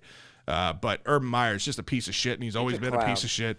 The fact that he hasn't gotten caught up in any of this bullshit that's kind of been around him, that he's been able to use these excuses of everything and anything to get out of jobs, to just take another job 6 months later, right? It's ridiculous. When you have money, you can get out of things, right? And that's the biggest thing that comes out of this is he can get out of it the way he wants. The worst part of it all is for me. It was like, okay, like I'm with you. It was like if it was just that he was grinding on, someone was grinding on him. I was like, that video broke. I was like, what are we talking about? Right. Then the team thing. No, the worst part of it for me is he's like, no, I stayed behind to be with my grandkids, and then you're at a bar with like you're regardless, even if you weren't getting grinded on. It's his bar. It's his bar, and his wife said that he needed time. He needed time to de-stress and this and that. She's happy with and the look, money that we comes all in. agree, Jacksonville is a shit show. It probably is stressful as shit, right? But dude, you put yourself in this situation. To James's point, look at the camera and fucking, and that's what Pagan basically said. You can't like do this. Pagan gave him crap and said, you gotta fucking own this shit. Right. You own it and you say, you know what? I did it. I was wrong. I should have been with my team. Yep. And that's as simple as that. Own it. You screwed up. Own Exactly. it. Grown-ass Not man. an excuse. David says, what kills me is how much he leans into his faith. Right. He plays both sides of the whole thing. It's just, he's a piece of crap. He's just a piece of crap human being. John says he thinks he's going to be gone by like week 10. Wouldn't surprise me. So the other thing that I was curious, especially to get, as baseball fans, to get all of your guys' take on, was the Jace Tingler firing. Right after the debacle in the Padres with the second half, just really falling off the table. We saw the Manny and Tatis situation. Maybe that was this piece of losing control of the clubhouse. Who knows? But Chase Tingler is fired for a young coach. It seemed like a little bit of a short leash, considering they were fairly competitive. This is a team with super high expectations that spent a lot of money on free agency to bring guys in, and you got to produce. And regardless if it was a short leash or not, he didn't produce, and he couldn't control the clubhouse. When you've got internal problems like that and people lashing out at each other, which I do still believe that Manny Machado was in the right on that. I think Manny Machado was actually trying to be a leader in that situation. But, it shouldn't be your players that are the ones that are stepping up and doing this. This should be your management. This shouldn't be an issue from the beginning. Oh, your bench coach. So, yeah, right. Or your bench coach. Exactly. I don't have a problem with him being fired. I think it's the right move for the Padres. True. Yeah, like the added layer to it too was, and I'm not gonna. I didn't write down any stats to be able to back it up, but at whatever point in the season where he let go of Larry Rothschild as the pitching coach, right? the pitching staff was doing good. They were giving up only so much home runs and all this. And apparently, I've heard more the last couple of days that they had a falling out, that they were butting heads. So they were automatically like, he's like, you're butting heads with the guy, you just cut him. All right, so when players know that, and then the results aren't there, that's an added layer of just the bullshit of the team. Yep, I'm sorry, you're Drew. You absolutely got to right. show what James just said. Pull up your phone. No, pull out your phone, Drew. I'm gonna put the camera to you. I want you. It's not gonna have any feedback or anything. No, you're fine. You're Where am I fine. going? I'm gonna put the Two camera to text you. messages. Look at the text messages from James. Look at the picture that's there. Read it. Get your reaction, and then hold it up to the camera because it's pretty damn good. And me being a just came in. Do what? Put it up to the camera. Let him see it. I'm gonna pee myself. Hold on. Go I don't closer. know Go how good closer. I get it. In case you can't read it, There we Urban go. Meyer continues Oh, shit. to make bad It was decisions there. when it comes to tight ends. I got the glare from the. There we go. It is. Move it Show up a the little picture. bit. Show the picture. Move it up. Move it I up. can't. Upwards. There Up. we go. We got it. I don't care about the no, picture. The I picture. can't do it. Oh, you're just as bad as Ryan at this shit. Godly. Oh, Can't man. see. There you go. Yeah, there you go. Yeah, you see the picture, but you don't see the writing, so you couldn't get a both thing because the goddamn lights too bright here. That's pretty good. He That didn't was have the pretty good. makings of a Letterman athlete. All right. The last thing I do want to touch on because people again with Ravens flock, they jump on things when guys get cut. We don't need to pick up every guy that's cut. Flock Nation for you. Jalen Smith gets cut from the Cowboys. Fans are kicking back. I showed you the video against I think it was the Eagles where he completely missed the tackle. He read the guy. The guy barely did a shimmy. He goes to jump for an INT, and he's literally like 7 yards away. Yeah. He got long arms. It's crazy. Your take on them cutting him and any potential of the Ravens going after him Oh, here? but he's already signed with the Packers. Yep. Yeah. Did he? Yeah. Okay. Yeah. Pre-show? He's a former second-round pick. He was a guy that Notre Dame. had a ton of potential. But listen, that's one position that actually the Cowboys have some depth at there, and they can afford to lose a guy like that or give up early on a guy like that. Yeah, I mean, right now with the way that the inside linebackers are playing with the Ravens, it would have been a nice project piece to see, hey, if it doesn't cost us a whole lot of money, can we pull anything out of If it him? ain't worth it, you can back out because it's not a lot of money. Exactly. tied in, yeah. Exactly. And I think that's the way the Packers are looking at this. The Gilmore one, when people were jumping on the Gilmore one, I'm like, it's not No, happening. that was never going to happen. But now that we're on the after hours, we're talking. I want to, I'm not getting any credit on anything, but I don't know if you heard, but they had Bozeman on 105 the other day. I didn't know this, but Ellicott City Diner has a Bozeman menu. Yeah. And if you go there Yep. and you order stuff off of there, like the proceeds goes to his charity. And I just love the guy. Like He's a good dude, That man. couple is He goes great, to buy the docks a lot too, which is because the they're same family. Same family, but Yeah. for him, he's sort of like up there with Yana. He's growing on me really much. Yeah. And for if you go there and order something up there, you get like a part of it goes to like their foundation, but you also get a towel, Right. Bozeman towel. He does that's a pretty lot cool. for the community. So I'm gonna head on down there. I've been there before, but before he was on there, but they're Make a trip out of it. Their milkotshakes are no Oh, joke. yeah. They are good. Yeah, they're phenomenal. But they're their phenomenal. food's amazing. Where was that? So- Where was that goddamn milkshake you showed me the other day when we went to the game? Was that Ellicott City Diner? Yeah, With the that's what it was, yeah. It was literally a strawberry cheesecake milkshake They're- with a goddamn piece of cheesecake on the But top of it. I was their like, holy food's shit. amazing. Yeah, their food is really good. Bradley Bozeman's a guy that I've been a Yeah. big fan of since Him the and his beginning. wife are- Yeah, they're Great they're thing. good people. He was the one that him and his wife lived in the trailer for a while. They lived in the RV for a while and they were traveled building around and all house, that yeah. while their house was being built. Yeah. It just seems like a good, genuine dude. And right now he's getting his shot, at center, where it was the position he played in college, and he's doing damn good. He's rated as one of the best, if not the best, center right now in the National Football League by Pro Football Focus. So he's another guy that unfortunately might play his way out of Baltimore when it comes to contract time, because I hope not either, especially for Lamar's sake and for our sake as fans, because the last couple of years we've had nothing but snap issues and inconsistent play from the center position.